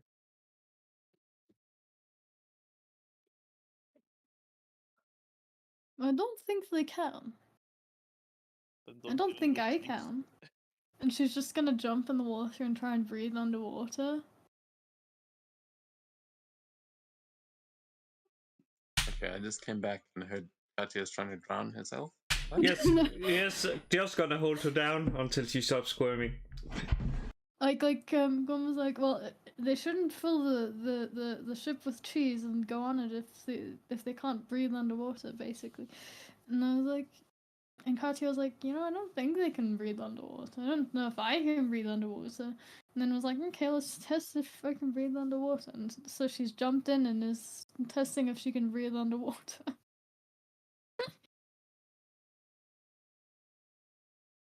I mean, feel you like it's like give a me a con con save. save to avoid Yeah. drowning. If you want. Yeah, you'll hear struggling and spluttering of Katya. She's just really trying to breathe water. Now, let me show Oh, you wait, how let me it's do an done. intelligence save to see if she's smart enough to stop. No. Nope. And this is how Katya died. She drowned herself in a puddle of water. Do another con save. I mean, yeah, that's what it's looking like so far. And now, What is your con modifier? Plus +4. 7. Oh, +4. +4. No, yeah. Okay, yeah, you've got 4 minutes until you drown, but you are. Oh no, not 4. Yeah, actually, you've got 4 Yeah. minutes. You have giant lungs, so you are like not able to breathe water. You are choking yourself. You will be able to keep doing this for a while before it actually kills you. and I can show you how it's done. I just stick my head underwater. Yeah, this is the facial expression that Camilla sees as she quite calmly goes underwater and just sees Katya's spluttering face. And Katya just kind of has like her fingers like pinched on her nose, and her cheeks are like puffed up. I guess now she's trying to hold her breath. I don't know.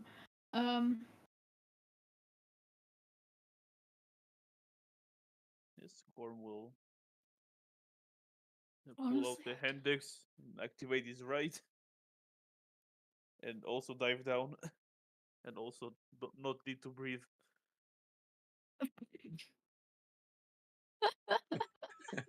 A couple of commoners are walking along and they just see the three of you with your head in the river, and they're just like, okay.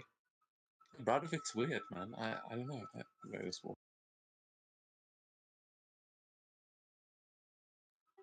Or are you guys actually swimming? What I'm picturing is just the three of you on the just end of the on the pier, shore. hanging your heads in the water. yeah, Katya's just like chilling under the water. Like now she's just she's figured out she can't breathe underwater, but holding her breath works pretty well. So she's just chilling in there, holding her breath.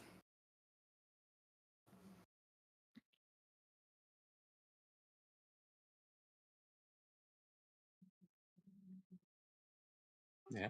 And then the after water's 4 actually- minutes, she'll come back.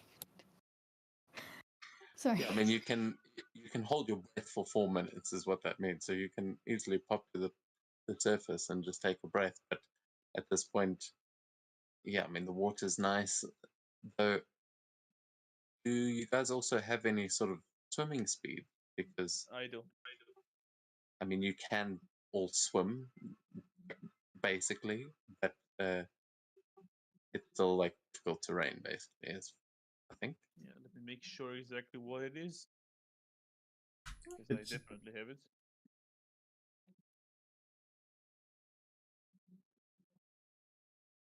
That's weird. Then I was like, huh, why is my speed 40? And I was like, I Next thought, level. well, I'm not wearing armor. Get extra 10 feet. But no, she doesn't have a swimming speed.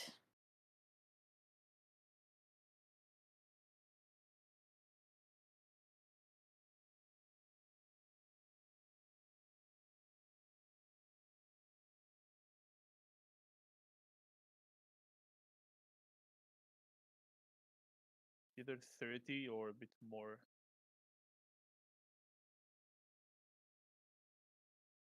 Yeah, it's 60. When I have the right active. It's 30 when I don't. Yeah, I mean that's that's damn good. Yeah, you can swim circles around the rest of them. Miller, do you have any? Not now. Next level, I have 50 swim speed. Oh, cool. Oh, very nice. Well, yeah, I mean, are you guys spending your sort of breaks and? 'Cause, I mean, you only work for certain. Yeah, Uh, 8 hours probably. Yeah, but are you guys going to spend the rest of the day swimming? Yeah, why not? Yeah, Why not? she'll invite the other Goliaths to come and swim with her.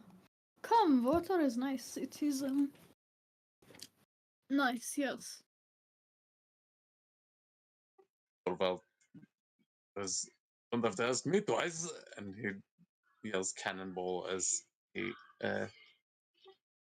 creates a small flood in the marketplace. But they all join you in the river. Nice. And Katya will try and get them. Are there fish in this river lake place? Yeah, you can Cut- catch a fish. Katya will challenge everyone here and say, we should see who can catch fish first with bare hands. And you just gotta clap it like, and then you got it in your hand. And then you say, I am winner. And then you win. It's easy, no?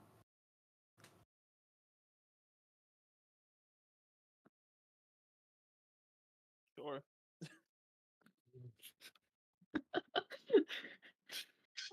Yeah, so you guys can. I think there'll be a sleight of hand or survival check for that one. Let's go.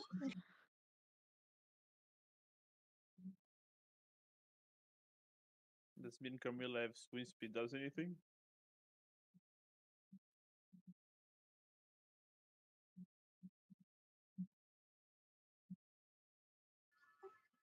Then Hilda goes, precision, you know, is my specialty.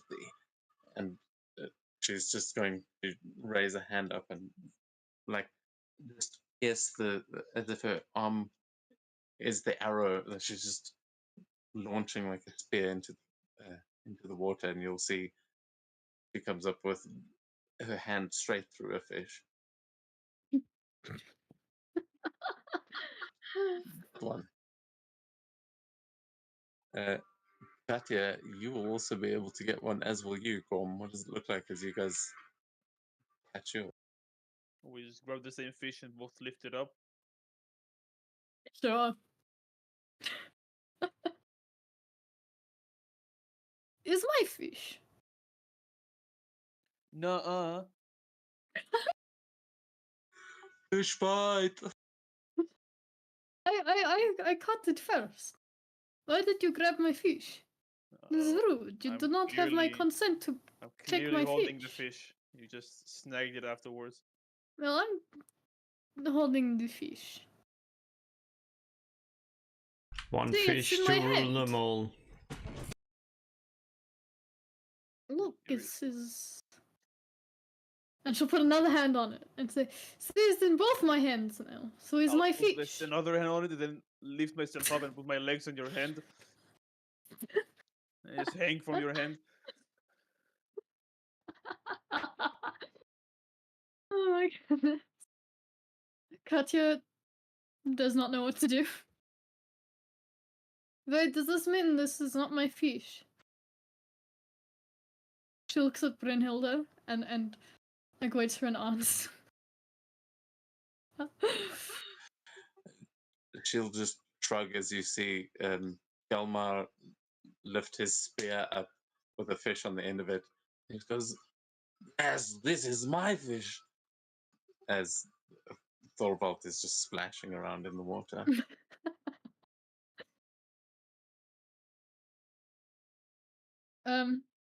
Katya will just wave her arm, trying to like get Gorm off. I don't know, I rolled 17 sleight of hand to try and. While you're distracted, to just pull it off, push it, like snatch it out of your hand. Try to like an athletics to hold on to it, or also a sleight of hand to. Yeah, sleight of hand to hold on to the slippery fish.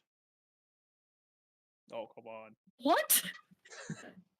Yeah, that, Can't your win. strength does come into it. You just grip. It's hard to get through, Pickle. Stop stealing my fish. How am I stealing? I'm fishing my entire life. I clearly got it first. No, but it's in my hand. Well, it's in my hand, and your hand is there as well. Just move your hand. Well, my hand is bigger. It's more likely I catch fish. My hand covers more of the fish, and thus is my fish. See? It's simple.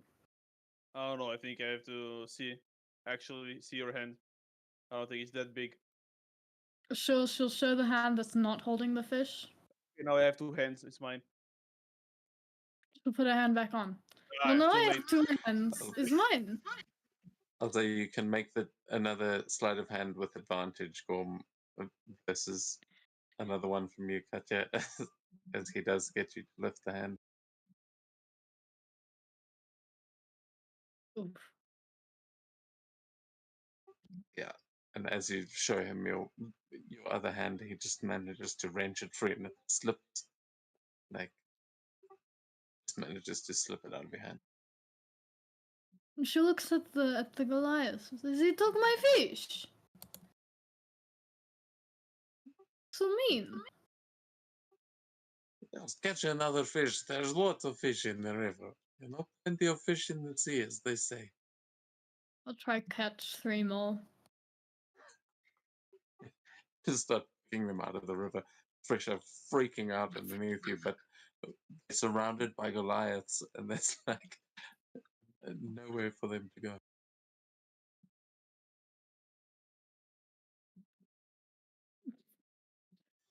You struggle to catch the last two, but you definitely get one more. And she'll give it to some Viking person. Say, now there is dinner. We can keep catching the fish. And then we can have big dinner. But I don't know. You see Henrik, one of the town guards, just throw a fish at him, and he's not quite prepared. Just slaps him, he catches it like, thank you. All right. He looks at you, Camilla. Says, well, your friends are friendly at least. Yes. They are. How's the boat coming? You think you'll be ready to sail this summer? Yes, we should be.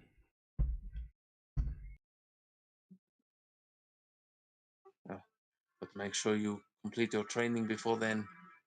I think Oder is starting to get impatient.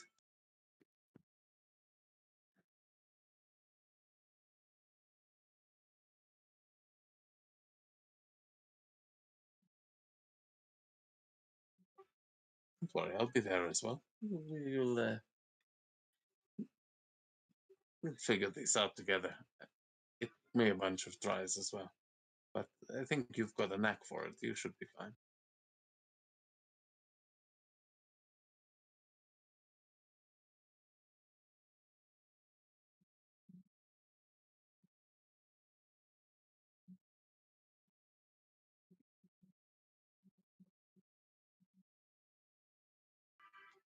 Shall we move on to the next day of crafting?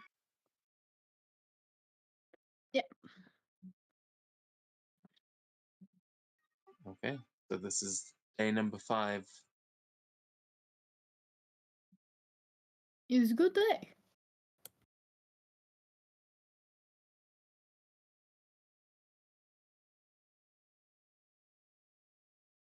Very good day.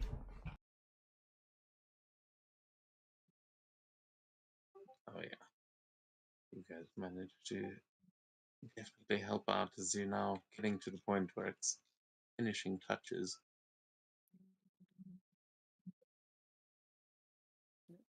We're good. With that, the deck is complete. Now, just got to assemble the mast and basically ready all the oars, put all the shields on, get everything water ready, and then it'll be ready to actually test. But yeah, there you make progress. Nice.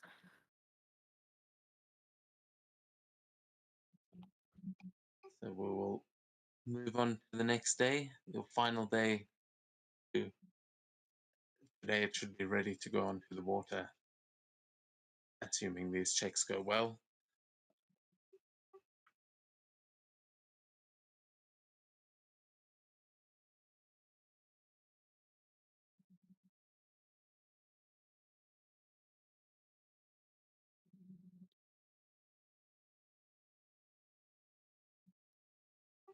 So Miller, you're not finding all that much to do on this last day, but they have put up the mast and can't help yourself to go climb up to the top and take a look around. So maybe not all that productive. You are around helping. Like they send you up to tie the sail or something, and you just hang out up there.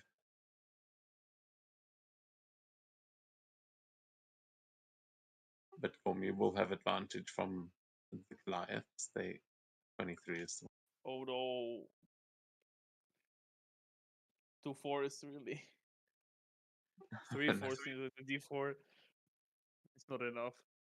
It's the curse of the fours. I rolled like 5 in a row earlier, now it's come back.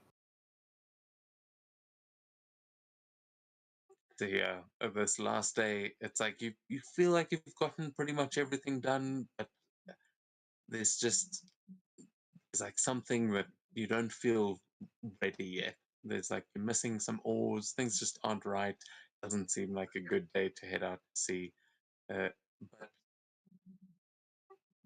I will say actually, because it's the last day, you can give me one more. Try the check one more time, because your father is here, and because they are expecting you to finish today, the whole town is sort of coming out to see whether or not the ship is going to be launched. Normal check And or uh, yeah, well, we'll say one more with advantage, because the whole town is now coming out to help. They want to see the.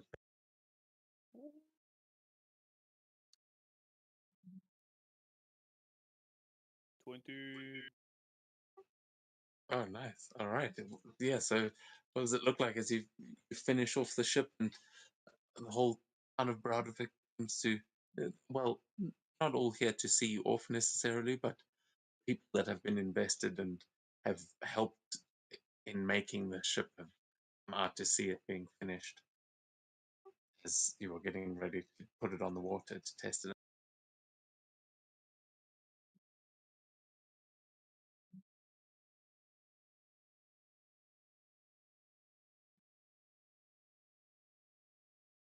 Nice. Is there anything you're doing there, Gorm? Any like final things you want to add to the ship before you try it out? Anything like No, what I will say is speech once we're off. It's a short one.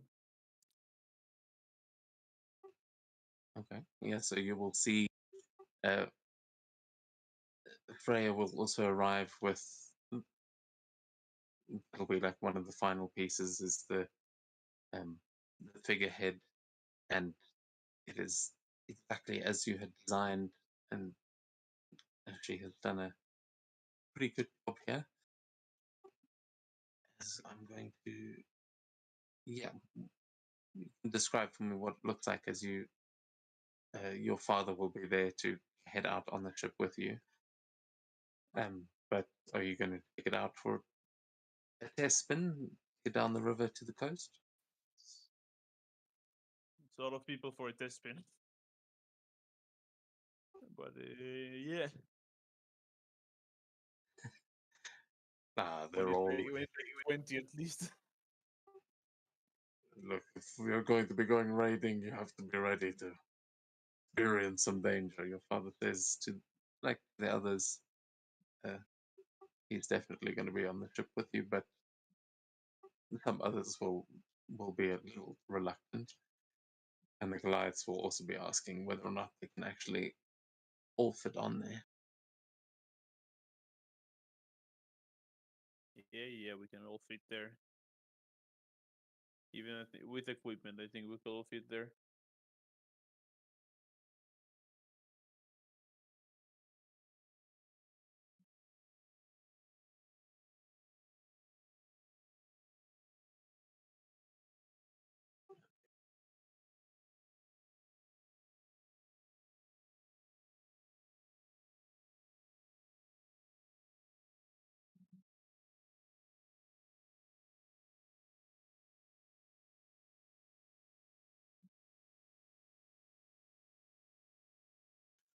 I'm just putting Yeah, so I'll be back in a second to run to the bathroom.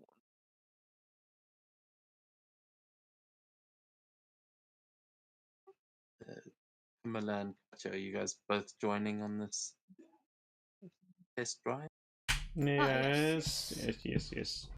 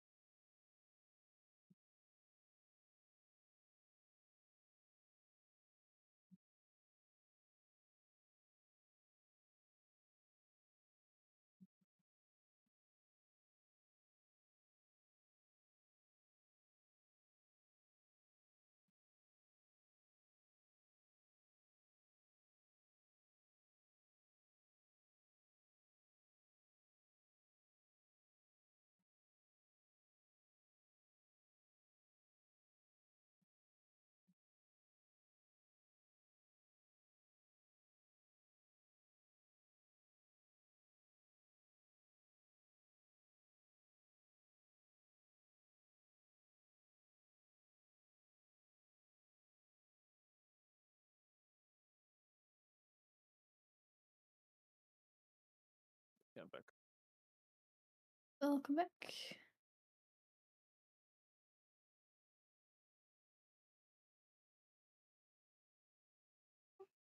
So yeah, Gorm, your mother will come out to wish you luck and wish you the best. She will give a little blessing to the ship before it goes.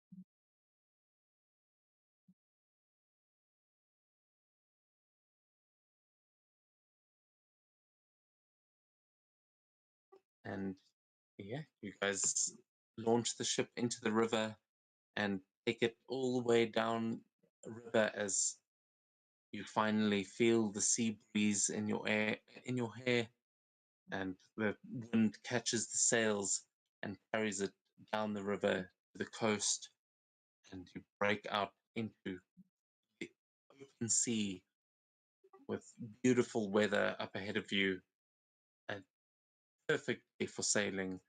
As yeah, Gorm, you captain your ship out of Broudevik.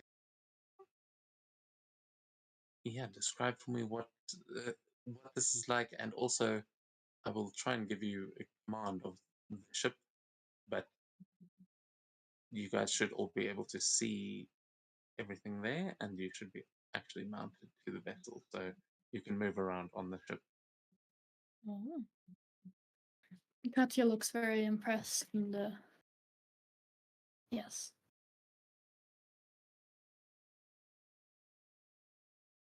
She gives you a nod of respect. It's nice ship.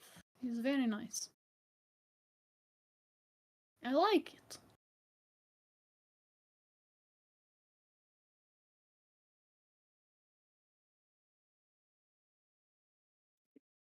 Well, until someone will learn to use some powerful magic, this will probably be our best way to move around.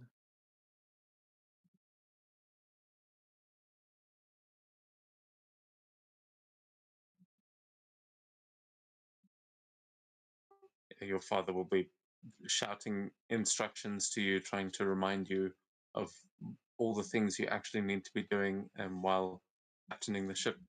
As yeah, we'll get into the proper mechanics next time when everyone's. But there are positions and crew positions that you will need to assign, and this is your ship, so I assume you will be the captain. Yeah, why not? So then it'll be up to you to let everyone know what they actually need to be doing. But we'll get into that as we play. I'm sure we'll get used to this. I might incorporate some other ship mechanics because yeah, I'm 2-for-2 on the ship captain.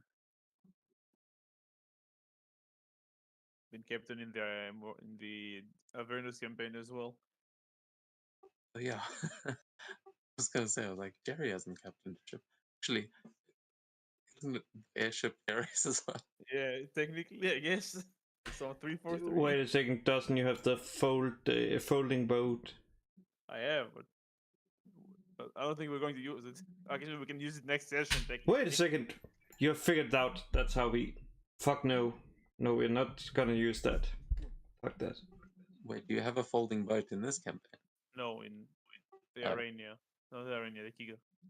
We do. Ah. I have them, and Elias says like a ship in a bottle. Ah. Wait, what? Yeah, I pretty don't sure. remember. And I'm like trying to come up with all these ways for you to get out to sea. Meanwhile, anyway, but at least with the three of us, it's we can talk ego. It's not weird.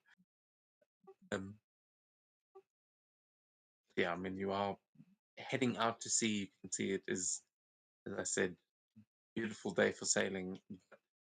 Uh, I will need you to make a check, as the Goliaths are there ready to help row and get this thing out there. Moving down the river, you're mostly just using the sails, or maybe the other way around. Yeah. But once you're out there, you can really pick up some speed. Mhm. What check did you want to make? I don't actually know. I'm Check proficient with water sea vehicles. vehicles. If you, Yeah, I'm just not sure how to do it. yeah, me neither. That's why I'm. Let's see, maybe it's in the proficiency. No, that's not anywhere here. Let's work on D&D Beyond, maybe? No.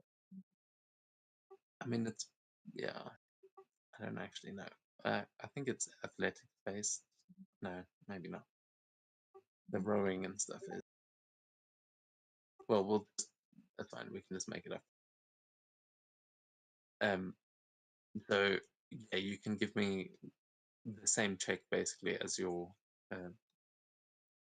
as the ship making was, unless you think something more appropriate. But anyone who wants to help row or keep the sail aligned, take on any of the jobs on the ship, you can give me athletic.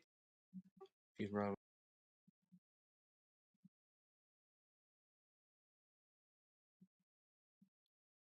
Yeah, that works, I think.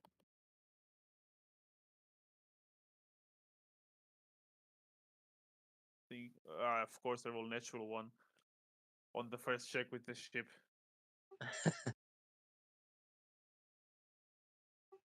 Yeah, so you hear your dad going,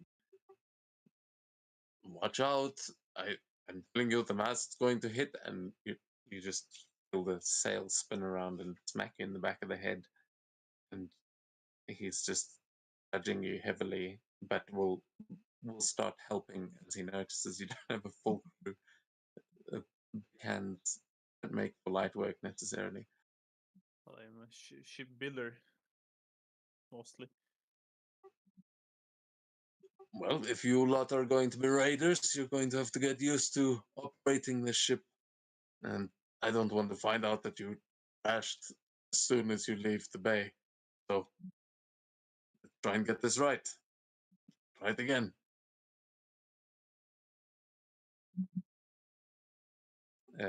Yeah, Katya, you're definitely the rowing, right? But all the Goliaths are sitting on one side of the ship, and that might be part of the problem there, as you guys are just going in circles. Yeah, a bit better. Yeah, so Gorm, you notice that, and you're like, no, you can't all be rowing on the same side. And you've And then he separated persuades us a all bit. to move to the other side, and then we go in circles the other direction.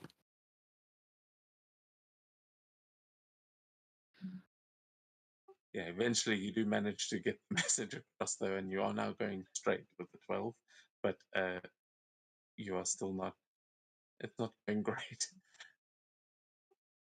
But yeah, your father will be shouting, just saying, once you have your heading, then we can tell them how to row. Where are you taking us, Gorm? Are we going out to sea, or are we going to follow the coastline?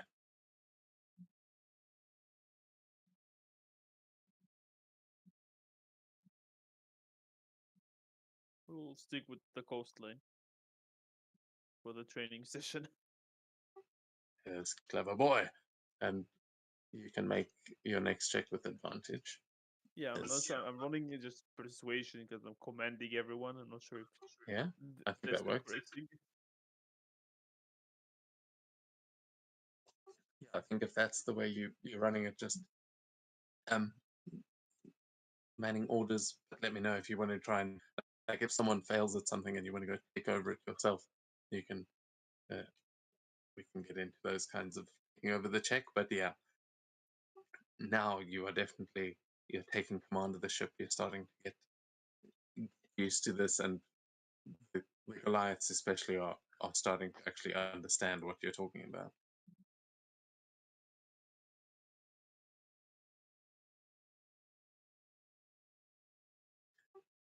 Yeah. What is it? I mean, at this point, I'll say with that 20, that's all the checks you'll need to make. You have now got full command over this vessel, and yeah, you feel like, unless you were to get into battle or something, like you would obviously then need to be giving more commands. But right now, you can take it wherever you like. What do you? I think you should be able to move it now as well. I cannot unless I'm clicking on the.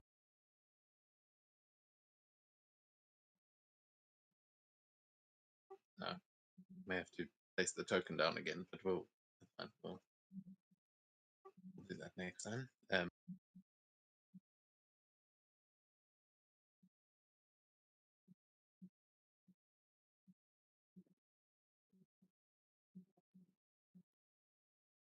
But yeah, you start following along the coastline. You can see some places that you've been before. Well, actually, we'll get to the other map, I guess. You can see.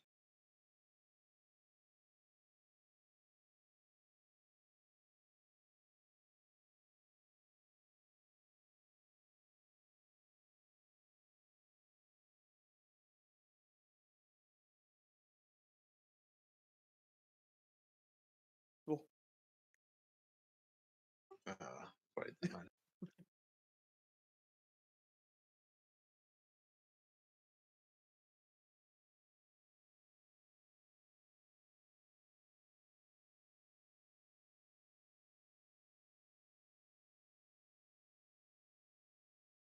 Oh,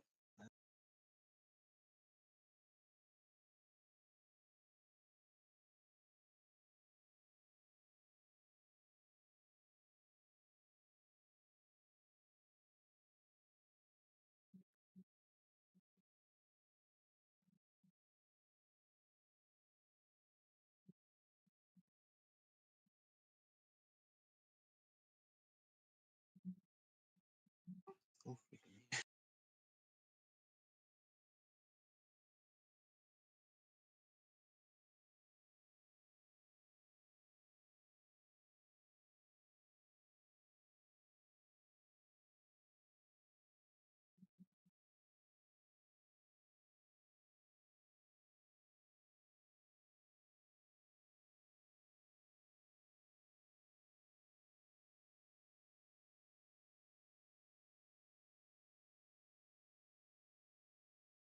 yeah. So you guys are about there. I think you should be able to see it now. yeah, I can see Okay. it.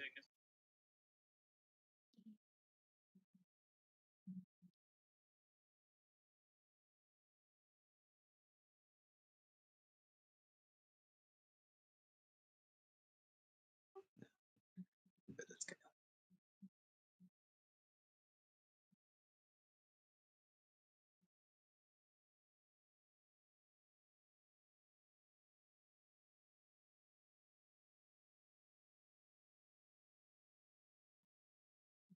Okay, there. That should work. Yes, you are sailing just outside the rivers, making your way up the coast, and you can see the ocean out before you.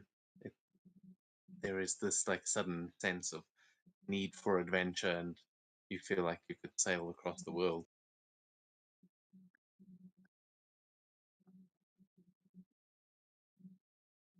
Oh, that's cool. Are we aware, like, it says like a rock of Aegir iceberg, like some places known to us, or like is it like metagaming? Just Yeah, everything on this map is known. Like you have that on your map as well. This has all been mapped out by the people of Bradovik.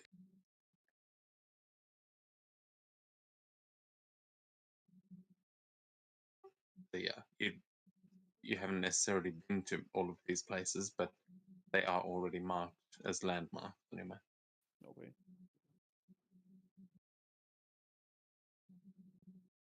Yes, so we'll start heading west along the coast. And I can see the rock of Aegir to my south, and I'll turn towards it.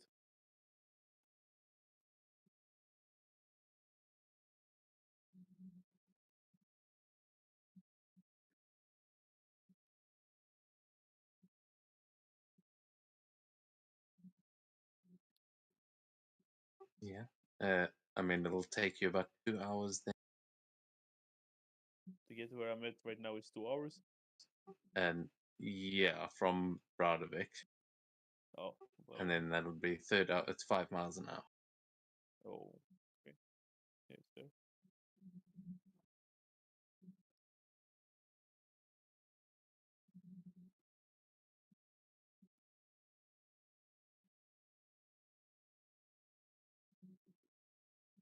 Oh, I see big cats.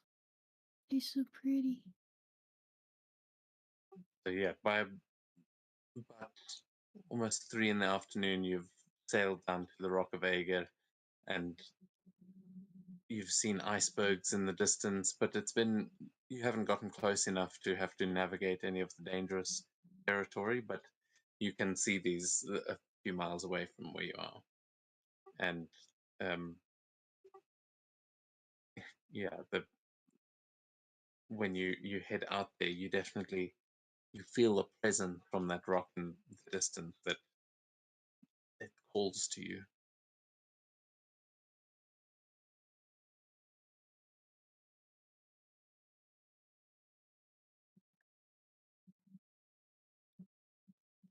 Is there anywhere to like disembark there, or is it just? I assume there is no proper dock. Of course, it's a rock, but like an area close enough that I can see that I can stop the ship. I guess lower the anchor. There is, yeah, it is just a big rock, but sorry, I didn't realize the music. This is perfect time for the music.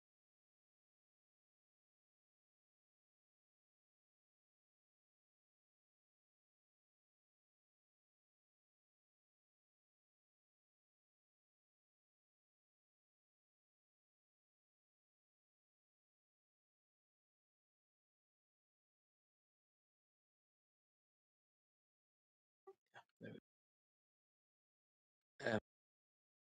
Yeah, sorry, you do see that it is it's quite a dangerous place to dock. It would be difficult to bring it up quite close, as you just see waves crashing against the rocks.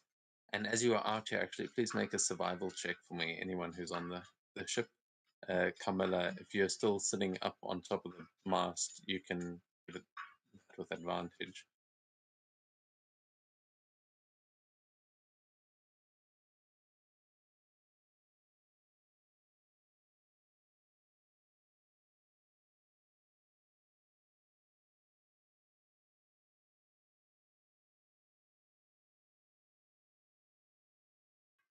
Okay. So Gorm, yeah, you're looking for a place that you might be able to dock, and it's looking rough. There's every wave you see smashing against those rocks. You're just imagining your beautiful new ship getting smashed along with it. As your father will remind you of the big shipwreck that is closer to Broudevik. So you don't want to end up like that guy on your first day. But Camilla, from the top, you will look up into the skies and you'll see that there are clouds gathering overhead, and you can see in the far distance that it is rain that is coming, and there is definitely a storm brewing.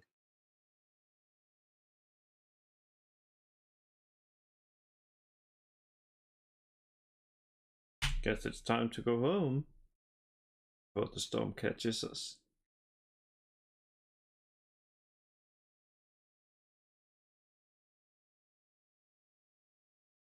Yeah, look what Camilla is pointing out, and just like say quick prayer to Aegir, telling him one step closer, and I'll start like piloting the ship back around the way we came. As you say that, you will notice. Well, actually, give me a perception check as well. Everyone on the ship is. Oh, I'm good with those. Yeah, I'll say you have advantage, Gorm, because you were actually looking there already. Then it's a. You know. It will be at 23 instead of a 13. I believe. Yeah, Okay, 23 nice. instead. Cancels out my disadvantage. Okay, so Camilla, you don't see it. You've sort of focused on the rain clouds that are gathering and making the suggestion that it's time to go. Gorm, you will notice standing on the rock, like at the peak of these rocks, you will see a figure standing there looking like they've just climbed out of the sea. And it is a familiar silhouette just standing there watching you. as Katya, you will see them as well, but just like a flash. Just you kind of think for a second you see someone standing on top of the rock, and then they seem to disappear. You see them clearly, and you see that they are staring directly at you.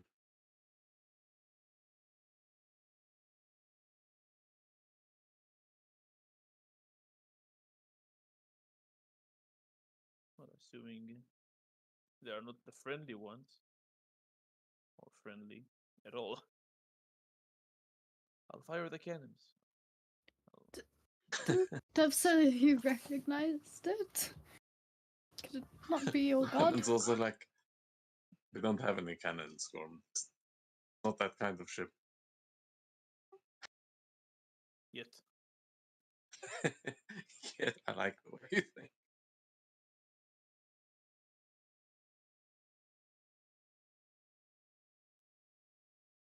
But yeah, you will see this figure quite clearly staring at you. Are you going to? Are you actually going to try and engage with it, or are you still turning it around?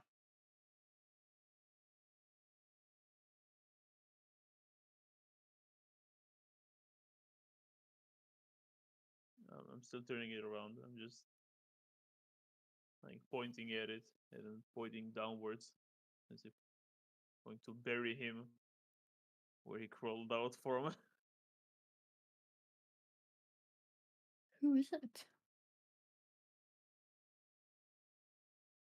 Katya looks at you and says, "Was there a person there? I saw a person.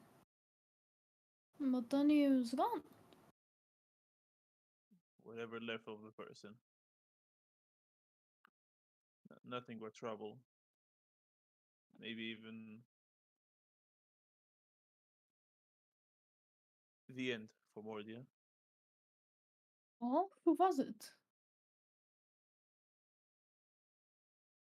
I believe it's Elson there visit. He's preparing a raid on Mordia,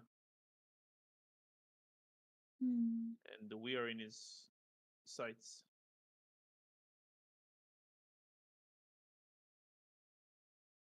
She nods.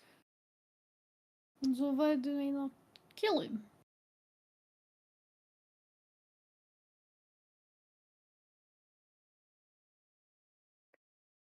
I don't believe we're ready yet. Okay.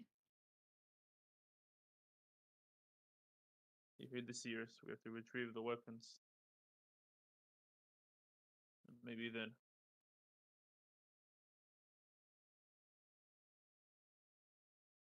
She nods. At least the one she told you about should be, I won't say the easiest, but we have the slightest clue to.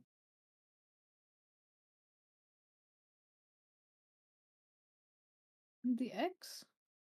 Yeah, she said it's in a place where time doesn't move, or Ah. something of the sort. We encountered such a place. Oh, Yeah, the Feywild. I guess we found some sort of gate. that Some sounds of the party just interesting. shoved their heads in there and just waited there. It seemed like a few minutes for them, but it was a few hours. Hmm. As for the other ones, I don't remember.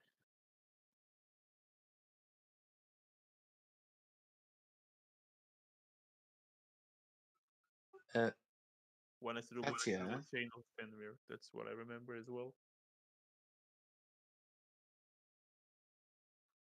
Katya, you can give me a history check if you want to see if you've ever heard of places like that or Okay. had encounters with Feywild. Natural 20 for 19. That's, Yeah. I think. I love how she's like rolling fours and shit on like con saves and then like on an intelligence check as. Oh my goodness. I can't complain though. Katya, you have met several fairies, fey creatures that wander through the mountains and through places that you've traveled. They are definitely not rare, and you know of the Feywild that they come from. You've also heard of it's called other realms. I think Vanaheim is also what it is in this one. Or, yeah, but you remember specifically that you've heard a lot of them. You've met some that worship the moon, and it occurs to you now that you're like, oh, actually, the full moon tonight, the big moon is going to be full. Maybe those fairy people might be around. As you are now seeing, it is starting to rain. About an hour into your journey back, it starts raining and the sea is getting quite a bit rougher. But yeah, you know that there is a full moon on the way as well. Oh. Well, there are fairies that they like the big moon, and I think it comes. So I think they come. Yeah, I'll just And so we can ask them, maybe? I'll yell at Carmilla, which I think she's still up there. Isn't Freya like has council or something at full moon each month, or whatever she does?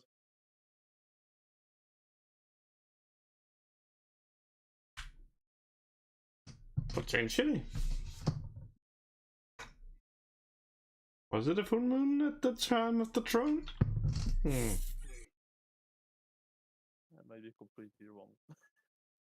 No, you're right. It was, and Mala, you would remember that was why it worked one time and not the other. To the throne we sail. I don't think it's a good idea for you to sit there again. You can both give me history or religion check, though. Actually. That is religion. Well, not that specifically, but just based on this conversation, either or.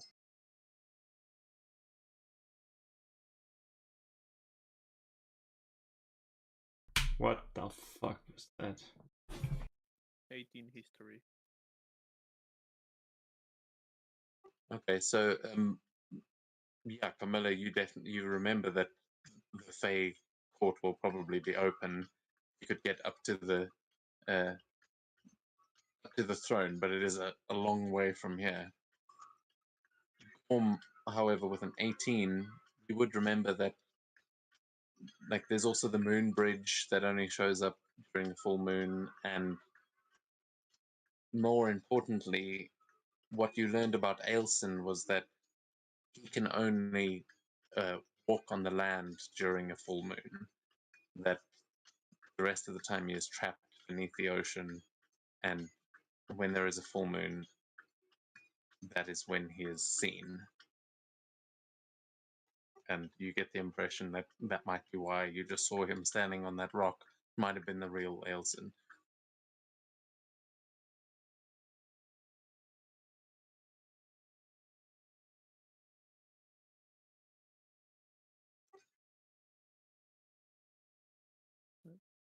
Got it.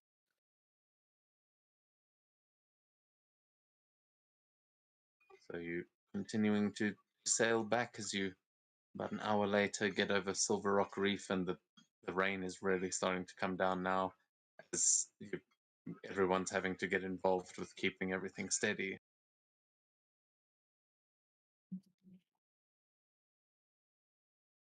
Actually, you can all give me athletics checks or sleight of hand checks for that.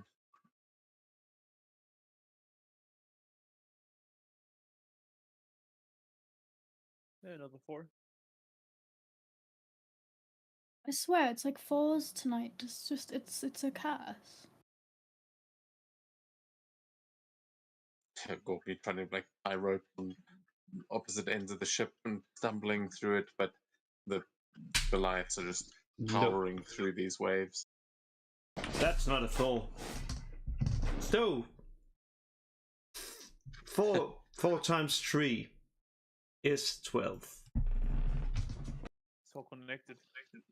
You see Kamala just sort of swinging by on the mast, is just trying to secure that as well, but it's sort of taking it with it. But you're like, I got this. You're pretty sure it's you can actually do it, but having to use that spider climb ability more than you'd like.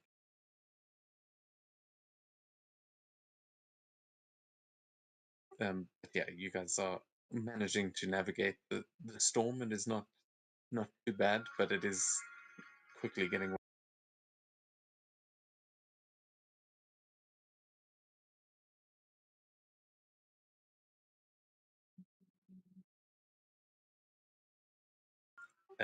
As you guys are coming closer, you will see the beacons that line the rivers outside leading up to Browdovik, and you will see that there are people posted in those watchtowers, and the first one that you see coming up close, it looks like they're waving to you. They seem like happy to be seeing you out on your first voyage. As rain is coming down, you can just see these little figures all giving a wave. I'll wave back. Give me a perception check as you get closer. Perception, you said? Yeah. I'm very good with those. 50. Oh, okay, I'm actually. Even disadvantage didn't stop me. 26. So yeah, wave enthusiastically as you start sailing into the river mouths, and then as you get closer and closer, you notice that they are waving, but they are not smiling. They are waving frantically, and a lot of them are gesturing like for you to get towards them. They are just waving like mad, and then you see one of them point out behind you. Lucia And turns around. with Forms 26, I'll say you are all able to see this as the guys in the outpost point, and you turn and look back into the storm, and on the horizon, you see what you can't quite see if they're just waves at first, and then you see what look like the heads of creatures, and then you realize that they're followed by the sails of ships, and you see the horizon just filled with a fleet of longships sailing in the distance, far distance. Oh shit. Ah, shit.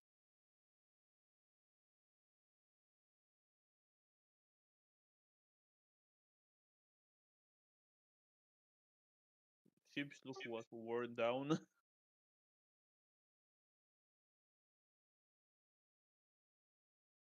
Like look perfectly good. Sorry, say again. Do the ship look like worn down? Like some of the sails are torn. Like they're not the ship is not supposed to be out on the ocean at its state.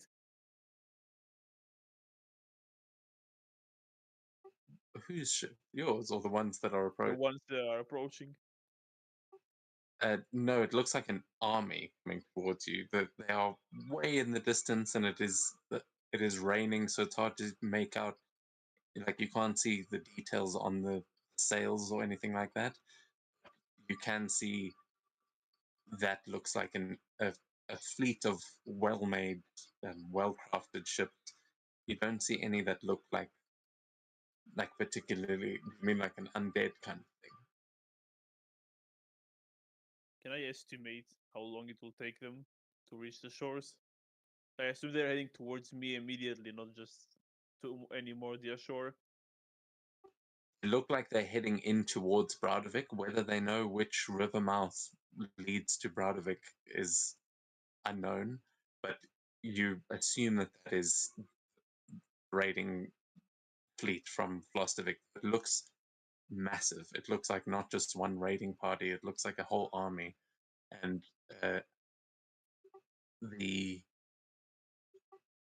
you could tell it's probably a few hours away if they move as fast as your ship has been going. And you can tell that they are a good couple of hours out, but yeah, I mean, they probably round the Turtle Coast, just coming past it. But they are out in Serpent Bay, basically. That's not good. Mm.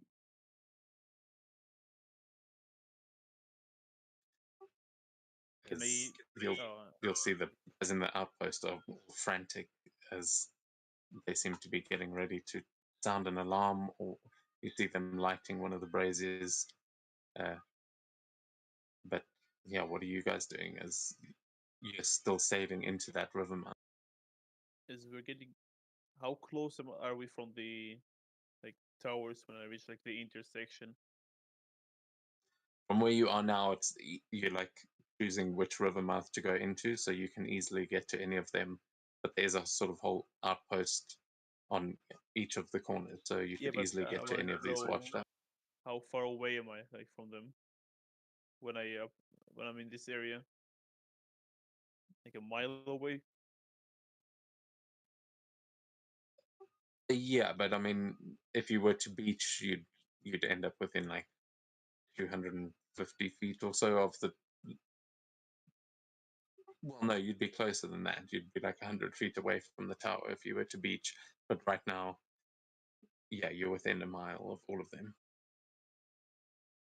And it's becoming late as well, and it's raining. I want to, since they won't be able to hear me, I want to like grab my hammer and like light it on fire with my Crimson Right and just keep like lighting it and shutting it.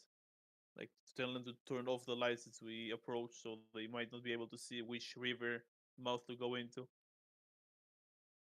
Okay, very clever. As you can give me a persuasion check with advantage. As yeah. Oh, 19. That's good roll.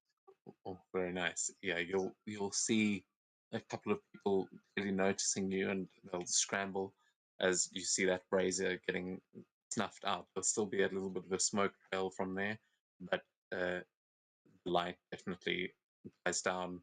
And if they arrive here in the night, it will be very hard to see. You are just using the last of the light to potentially get yourself into this river without crashing, but there is no lighthouse for them.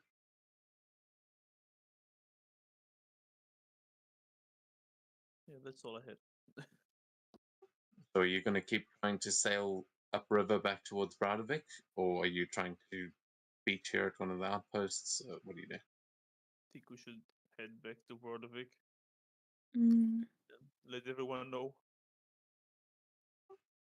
You will hear in your head, Camilla, as you're probably the one they can sort of see from the tower. You will hear a message just whispered into your ear. They say, if we can't light outposts, then please warn Brodovik. If we see them approaching, we will sound the horns. You can reply to this message.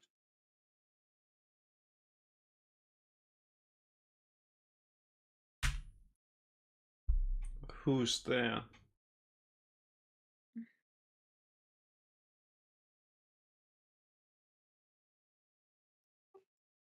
We are up in the tower. We are the watchmen. This is. I'm that guy. You know me. What, you don't recognize my voice? It's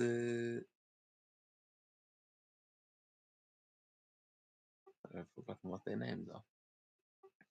But it is one of the guards that you would know from around town. It's me, Scorfa.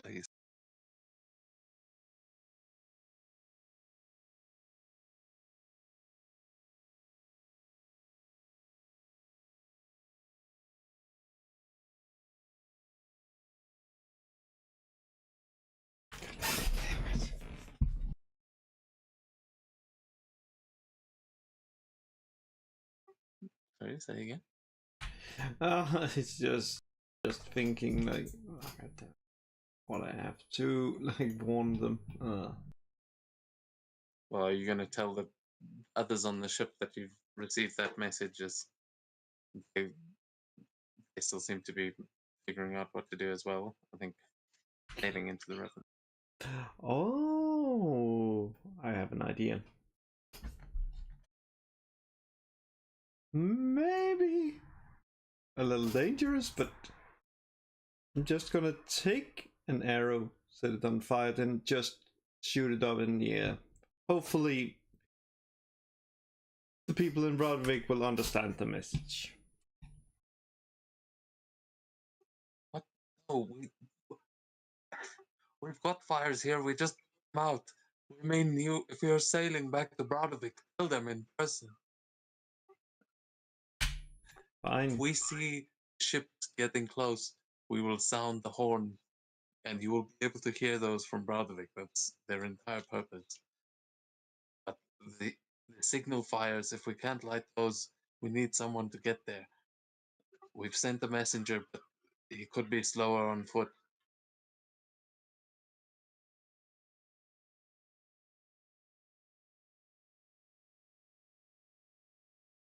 Guys, where is the signal fires? We should most likely like light those to warn Broderick about those ships.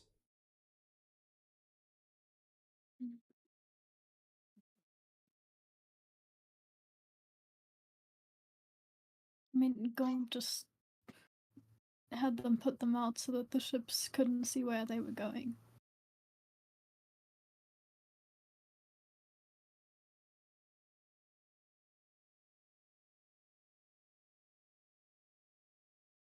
We'll have to warn them when we get there. Hopefully, we'll be there before the horns.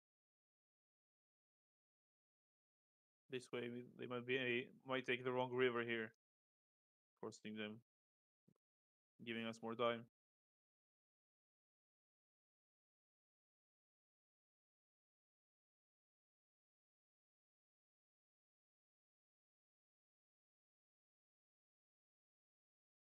Can't they just let the Jarl know if they let you know from here?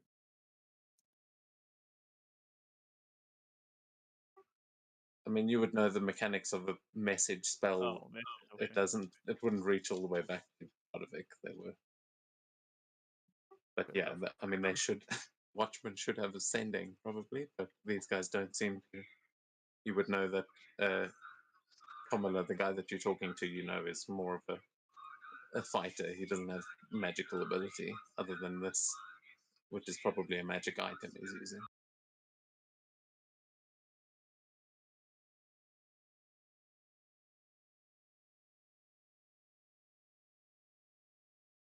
But are you guys going to keep on heading upriver? Sorry, I missed what you're actually doing with the ship. Yeah, I'll keep heading upriver towards the village.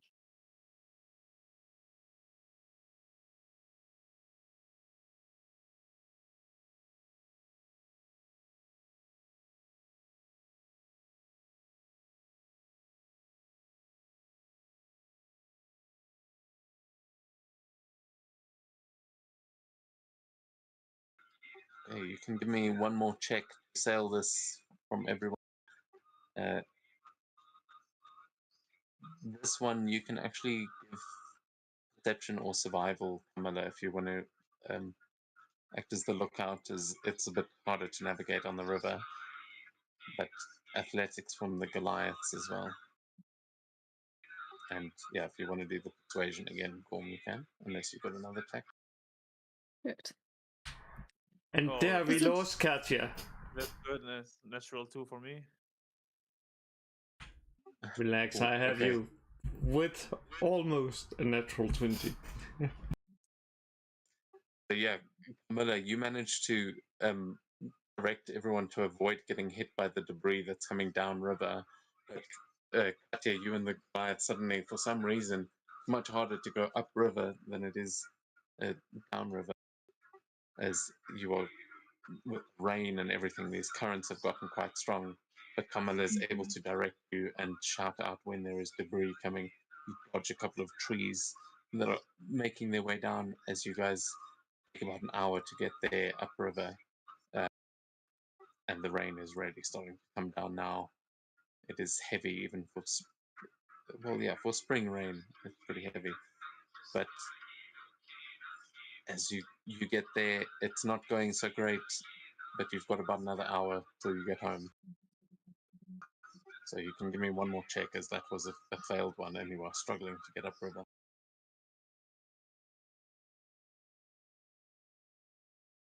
Oh, there we go. There we go. Come on, come on, let's make it 3 for 3.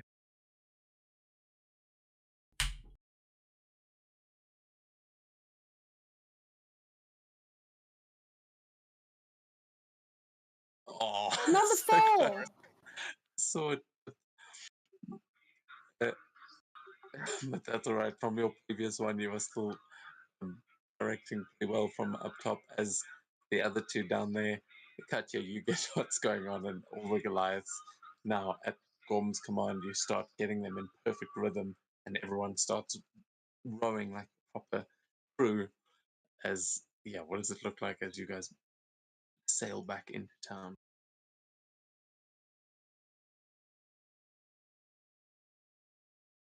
The Goliaths are working hard and pumping those oars. We're in a bit of a hurry, you know. Gotta Just motioning to stop as soon as we can. Drifting into the dock.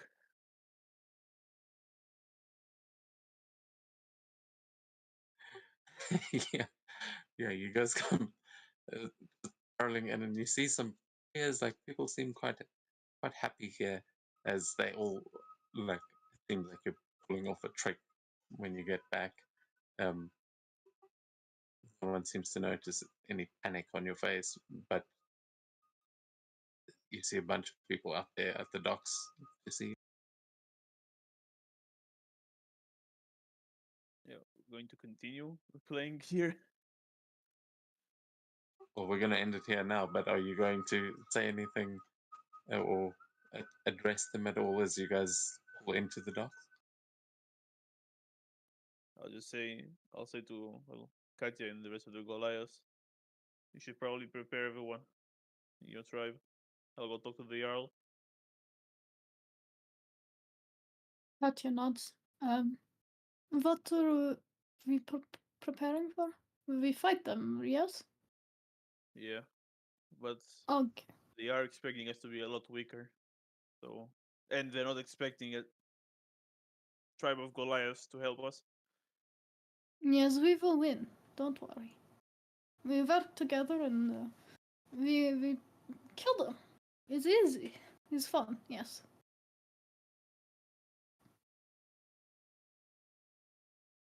And she'll go and tell the chieftain and bolster the Goliaths.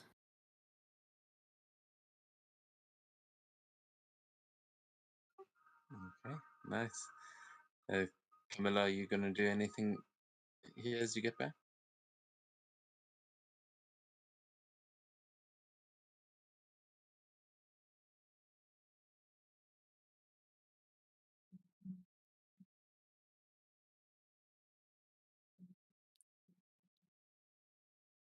Of course, we want them.